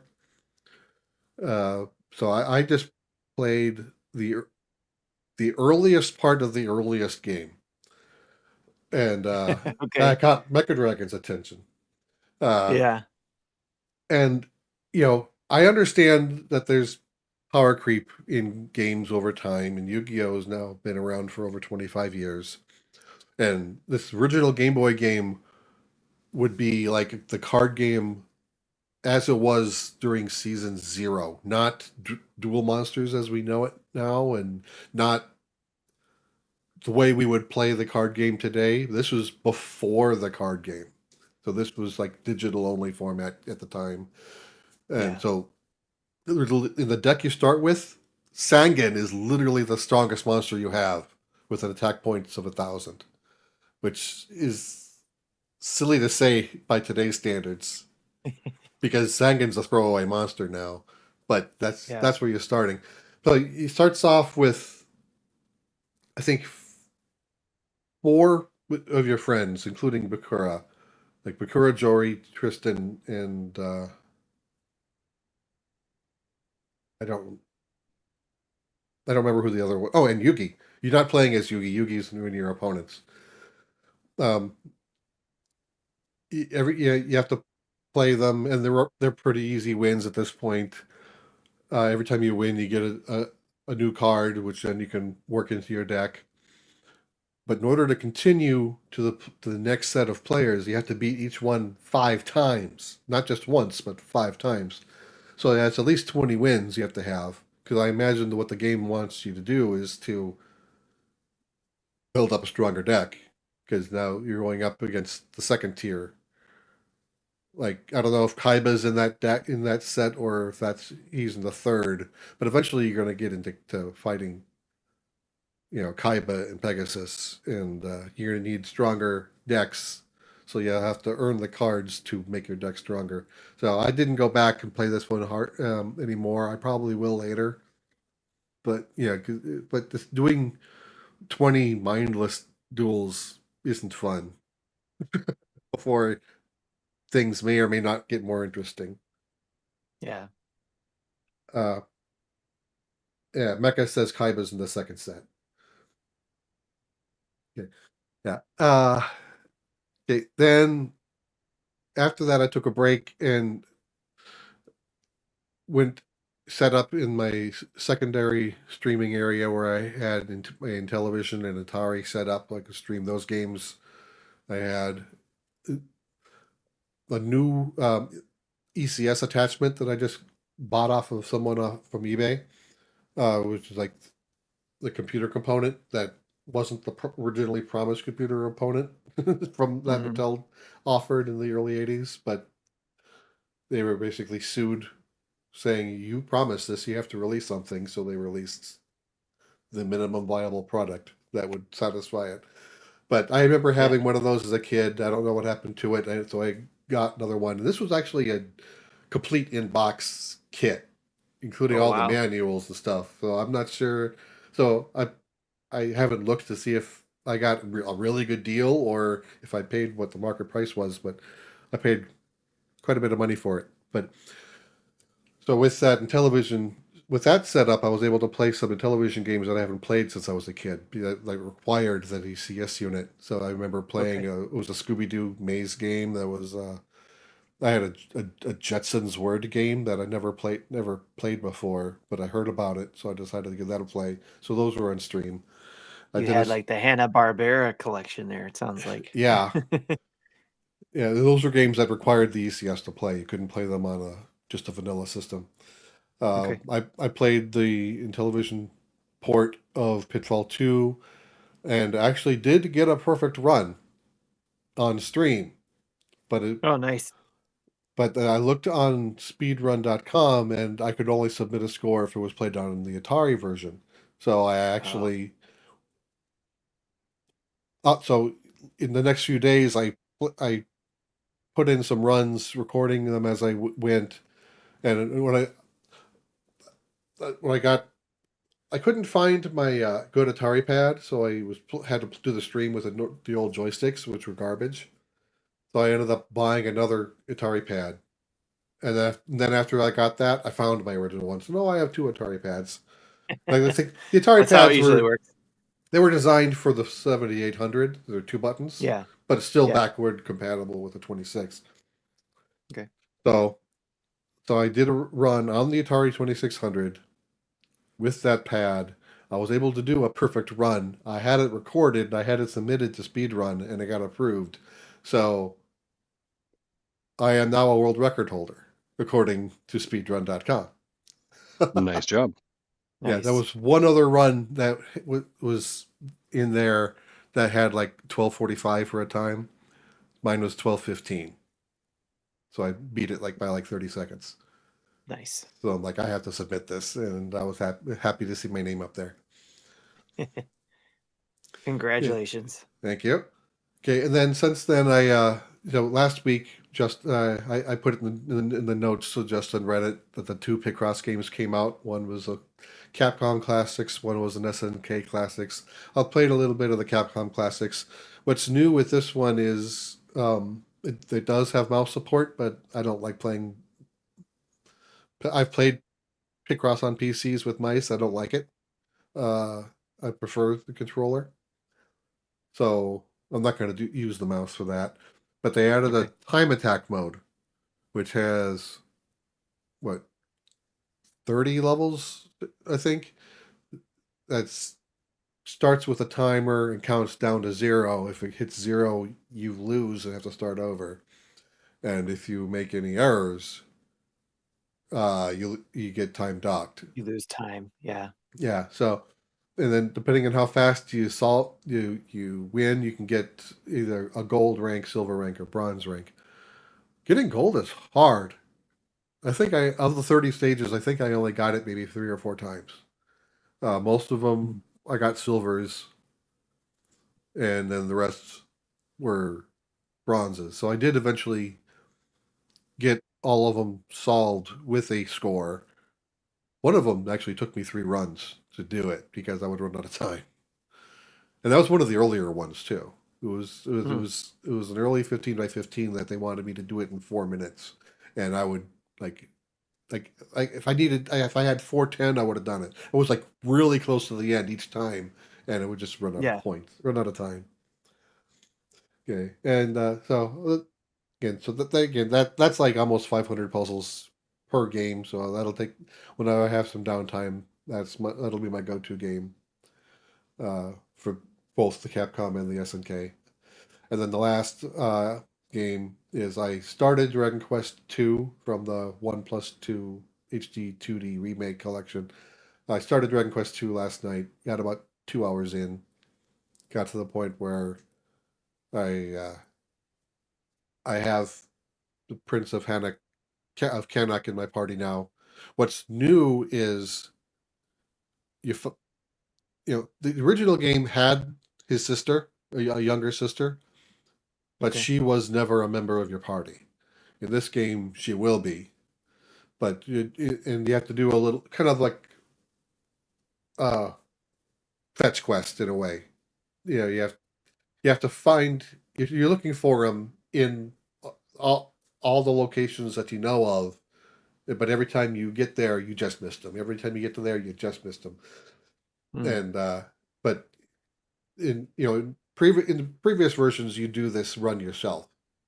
But in this version of the game, you actually do have the Princess of Canuck joining you, not as a fully fledged party member that you can control, but just as a companion that will throw spells and throw attacks. But you can't manipulate their inventory. You can't tell them what to do. Okay. And then down the road, she will become a fully fledged fourth party member, where in the original game it was a party of 3. Interesting. Yeah, but she will be a party member. She just isn't one yet. So I'm now a party of 2 with cousin number 1, and I'm going to hunt down cousin number 2. Nice. Yeah, and so if you're not familiar with the lore of the trilogy, 2 takes place about 100 years after 1, where all of your playable characters are and are descendants of your character from 1. So everyone's a descendant of Erdrick, and That's cool. The 3 and eventually 4 characters are, other than they're all your cousins. They're a brother sister pair, and then which are your cousins, and then the Princess of Moonbrook is also your cousin. Nice. And one thing I did notice when I finished Dragon Quest 1 is it knew I played Dragon Quest 3 and made some decisions in the dialogue based on my run in 3. The only time my gender from 3 was referenced was once in a conversation with the Dragon Lord. And because I picked a female character. Okay. And everyone just always refers to that character as Erdrick. But that was the one mention in the one conversation where the Dragon Lord mentioned that he said the word she or her, referencing her. And that was the only time in the entire game that was ever referenced. So I'm glad they did that. Yeah. That's cool. That's cool that they connected that. Very cool. So yeah, I spent more time than normal on what I've been playing, but that's what I've got. Well, and that's how I got a lot of games on my list too, is because of the 24-hour Extra Life run that I did last week, Black Friday. But before I did the Black Friday, I've been playing KIBORG. I can't talk about it yet, but just be on the lookout for that. It's spelled KIBORG. It is a roguelike game, and I will be doing a first look at that once the embargo drops. So be on the lookout for that. I've been playing more Demonschool. And then I played actually before I started Extra Life, and then when I started Extra Life, I continued playing that at 3:00 in the morning, Demonschool. So I'm really enjoying that game. You mean you didn't go to sleep right away? Oh, I didn't go to sleep right away. No, it was like when I started Demonschool. It's like, started Extra Life. I started it continuing to play Demonschool. Oh, right. Because I played it before I went to sleep the night before, and then continued playing it at Extra Life. So continuing into that, I was playing Demonschool and Mario Kart World. Like I said, that's playing with the community. That's the best time. I enjoy Mario Kart World. Little Kitty Big City, I actually played that as well because there was a free DLC upgrade. I think it was free. I think it was free too. I think it was free. Where you get to do more tasks, and you actually can change how your kitty looks. So you're not just running around with a black cat. You can actually be an orange cat or some other color. But again, I really enjoyed Little Kitty Big City. I think it was in my top 10 games of that year when it came out. So highly recommend that one. If you never played Little Kitty Big City, you'll get all the update and all that kind of stuff. And of course, it'll all be new to you. So it'd be like all the same game for you. Split Fiction I played as well with my friend Scott. We played during the Extra Life, which was a lot of fun. We got through a big chunk. We played about 3 or 4 hours worth. So that game is really fun, Split Fiction. So, and we were able to play online. He was at home playing in his gaming area, and I was here streaming it through GameShare. So, which was really cool. And so keep that in mind. If you have a friend who lives somewhere far and you were looking for a game to play, check out Split Fiction. I know it's been out for a while, so maybe you already have, but in case you didn't, again, check out Split Fiction. And there is a reference, because it's by the makers of It Takes Two. There is a reference to It Takes Two in that game. And I also think there's a reference to the other game they made. I forget what it's called, but it was about Brotherhood. Brotherhood, thanks. Yeah, but the Prison Break or whatever, Prisoners. But I think there's a reference to that in there too. Ball Pit, I mentioned earlier, I played that during Extra Life. Was feeling a little discouraged, but Jesse and John encouraged me to keep going and keep just grind. Thank you. I lost the word there. Grind, and I got rewarded for that because I basically I beat the first level with one of my characters and it felt good. So another roguelite. I won't reiterate what's already been said about that. Absolum, I also played, which is another roguelite game, but it's a beat 'em up roguelite game. A lot of fun, kind of Halo, not Halo. Man, I'm getting tired here. The Hades type storyline where you die, you are resurrected, and you get to continue the story as you make each run, which I'm enjoying. And enjoying the beat 'em ups, and I'm waiting for a chance to be able to try Absolum with someone else to play co-op. So I know there's a few players out, a few people in our community who's wanting to try that out too. So I'm sure I'll get to try it soon. So I'll keep you guys posted on that one. Pokemon Legends EA, jumped back into that before Metroid Prime 4 dropped. I was playing that last night. I am rank C, so I have B and A to go. That probably will be delayed a little bit while I'm playing Metroid Prime, but if I need a break from Metroid Prime, I'll be able to jump back into Pokemon Legends and get through those 2 grades, I think. Yeah, so you're getting close to the end game then. You're probably like 85% through it. Yeah, it feels like it. It's I won't say it's as good of a story. At least I didn't feel like it is so far as Arceus, but I haven't finished yet. So we'll see. Maybe something changes it once I get towards the end game. But I'm enjoying the gameplay immensely in Pokemon Legends ZA. So again, another good Pokemon game. I highly recommend people to check that one out if you haven't already. I don't know if I'll pick up the DLC yet, though. It depends on how much I get through Metroid Prime 4, because that'll be my focus there. And then Animal Crossing New Horizons. I've been picking that up and playing in there, especially with the holidays coming up and the what they call it, the toy something during this time of year. It hasn't snowed yet on my island, but the Christmas stuff is starting to come up. I've already started adding some of my own decorations to the island. I forget when the snow hits exactly, but I think it's a couple weeks before Christmas when the snow hits the island. And but looking forward to that, and looking forward to January, of course, for Animal Crossing New Horizons update. And we already talked about Metro Prime 4, so that's it. That's what I've been playing. That's what we all been playing. So let's jump into the community spotlight real quick. I wonder if, Tim, we should...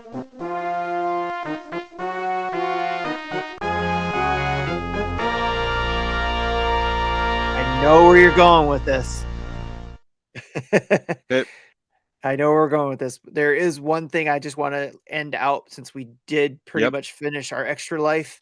I want to kind of give an update on that. And that is that thanks to everybody who joined, all of us who've done our runs of extra life. As of today, we are at 109.4% of our goal. Thanks to the community. Awesome. Thanks for our run. We were able to blow past our $5,000 goal, and we actually still have one more person that's still going to go, and that's Star Wars Dad's Bruce, who's going to do a run. So keep an eye out for him to do his and our channels. And he's actually getting close to his goal already, even though he hasn't done his run yet either. Yeah, he had to extend his goal. Yeah, he had to make a new milestone there. But go to nintendodads.org to hit our extra life link there. You can go see Bruce's page from there. Clicking on it, go to the donate. You can see Star Wars Dads or Bruce. Just being Bruce, his name under all of our donations, and then you can click on his name and help him get to his goal. And all of these donations will be put into a prize pool. Once he's done, we'll be able to get through it all and do a listing of everybody who's won a prize. We got a lot of prizes, so a lot of people will be winning something.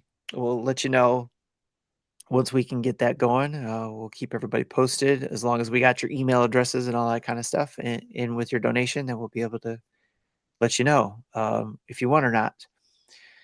So with that, we'll give you, like I said, we'll probably talk about it one more time once we do the prize poll. But that'll be it for Extra Life for 2025, pretty much. Which is awesome that we surpassed our goal. Yeah, especially this kind of year. And again, donations go until the end of the year. So just because we surpassed it doesn't mean we're not done, because there's some people that weren't able to reach their goal in our team. So each team member had their own milestones and goals, so they may not have reached their max. So if you haven't donated and you want to, go check out that list of people on our team by going to nintendodads.org, click on Extra Life, and you can see that list who might not have reached their goal, and help them out if you can. Especially if you and your family are doing that kind of thing for the holidays, where you're like, hey, let's not get each other gifts. Let's donate our money to something else. Yeah. That'd be a good way to do that. And any donations are tax deductible, and some businesses offer donation matches. And yeah, that usually only go till the end of the year as well, folks. So it's part of the usually benefit package. So if your company offers an opportunity to match what you've donated as well, do take advantage of those systems. They're great. They're great for sure. We do have one question that pertains to Extra Life, but we'll save all the other questions for the following week. So let's get that question out of the way. And that is from Zablanc, who asks, good job, y'all, on your Extra Life streams. As we get older, 24 hours becomes a pipe dream. Yep. However, a little money can change that. Once again, someone has offered you $50 million to do a continuous 24-hour stream, but you can only play one game the entire time. And if you fall asleep, the offer is voided. What game would you pick to play to give you the best chance at staying awake for 24 hours straight? Oh, I had my answer right away when I saw this question. Go for it, Jesse. What do you got? Dragon Quest 11. Okay. It's a beefy game. It took me 120 hours to beat it the first time through. And it was one of those games that when I was playing it, I couldn't put it down. I would put 12 hours into it on a weekend day, or a day where I didn't have to work. So yeah, I think that probably would be the only game I could get a 24-hour run through. Yeah, the one that comes to my mind is, and so since we're using crazy things like $50 million for a 24-hour stream, it would be to go back in time and play Breath of the Wild for the first time. Nice. Okay. Because I think that would the other option I had would be like a party game, like a Mario Kart or a Mario Party. Because I think like that's community based, right? So you'd have like people with you for that time to help kind of really encourage and support it. And I'd be happy to split the 50 million over those group of people who'd be coming in. So yeah, that's how I'd probably do it. The one of those would be my two options. Nice. Yeah, for me, it's last week I probably would have said Demonschool. I don't know how many hours that game is, but it seems like it could go for 24 hours. And I'm enjoying the story and just the amount of tactics. It's like a chessboard every time, and just different ways of completing that board and meeting your goal. But this week, if I had Metroid Prime 4 last week, I probably would have been playing that most of the time. Yeah. I could probably do that for 24 hours. I think you got to find games. Well, you got to. I think the runtime's only 12. Right, so you got to find games that are big enough. Is it a 12 I think it's like 12 or 15. Like it's not 24. Yeah, well, that's what I'm hearing from reviewers. I search every nook and cranny. Sure. So yeah. It would take me about 24 hours probably. Yeah. Good questions. Yep, all good questions. We'll save the other questions we have for next week. Hopefully we don't get any surprises. Oh wait, we'll have the Game Awards show next week. So yeah, we'll figure it out though. We may even just do a Q&A show. Yeah, we'll get it answered, and maybe there's some things that go along with it from the Game Awards. Yeah. So we'll figure it out. All right. So with that, first, a huge thanks to our Patreon producers, Dave Ernsberger, Jacqueline Amira, and our anonymous Patreon producer, as well as the other 100+ Patreons. Thank you so much for that and for being a Patreon. Thank you very much. And a special thank you to our 18 Twitch subscribers and over 1,489 Twitch followers. And a shout out to our 8,282 YouTube subscribers. Every subscriber helps us get closer to that goal of 10,000. Whether we get that this year or next year, we're looking forward to having that number because that'll be awesome. Thank you to everybody who's been able to help us out in one way or another reaching those goals. And please continue to share with your friends, share with other dads. So check us out on our website, nintendodads.org, for a list of our Nintendo Dads family of podcasts or other recommended podcasts like Mega Dads. Believe it or not, we do recommend them. Or like I said, a family of podcasts like Star Wars Dads, Dad Crossing. Well, they're still family. So go check them out. And Retro Logic and their family of podcasts. Our latest YouTube videos and tweets, link to all our social media, Patreon, and Extra Life pages, and of course, Nintendo Dad's merch. We keep having to fix that place because of touchy subjects, but we have merch. So it's out there. We actually reopened our Redbubble store. So a lot of the old content we had before is still there. You can go back and get some old stuff. But we have our merch out there. So again, go to nintendodads.org and there's some buttons you can pick. You can see that. And plus we still have some recommendations for gifts too out there. We do need to refresh that though, guys.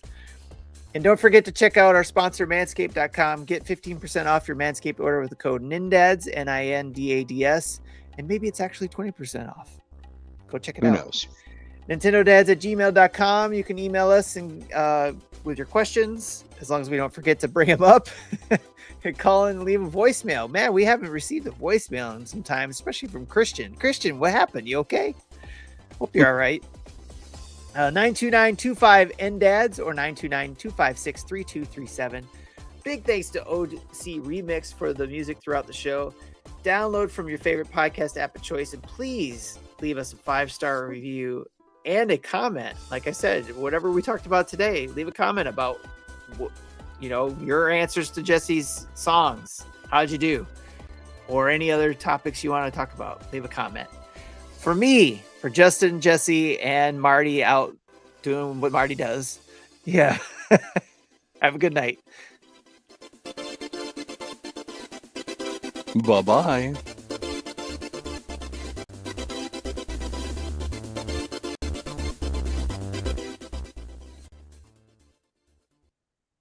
Thank you for listening to Nintendo Dads. Please understand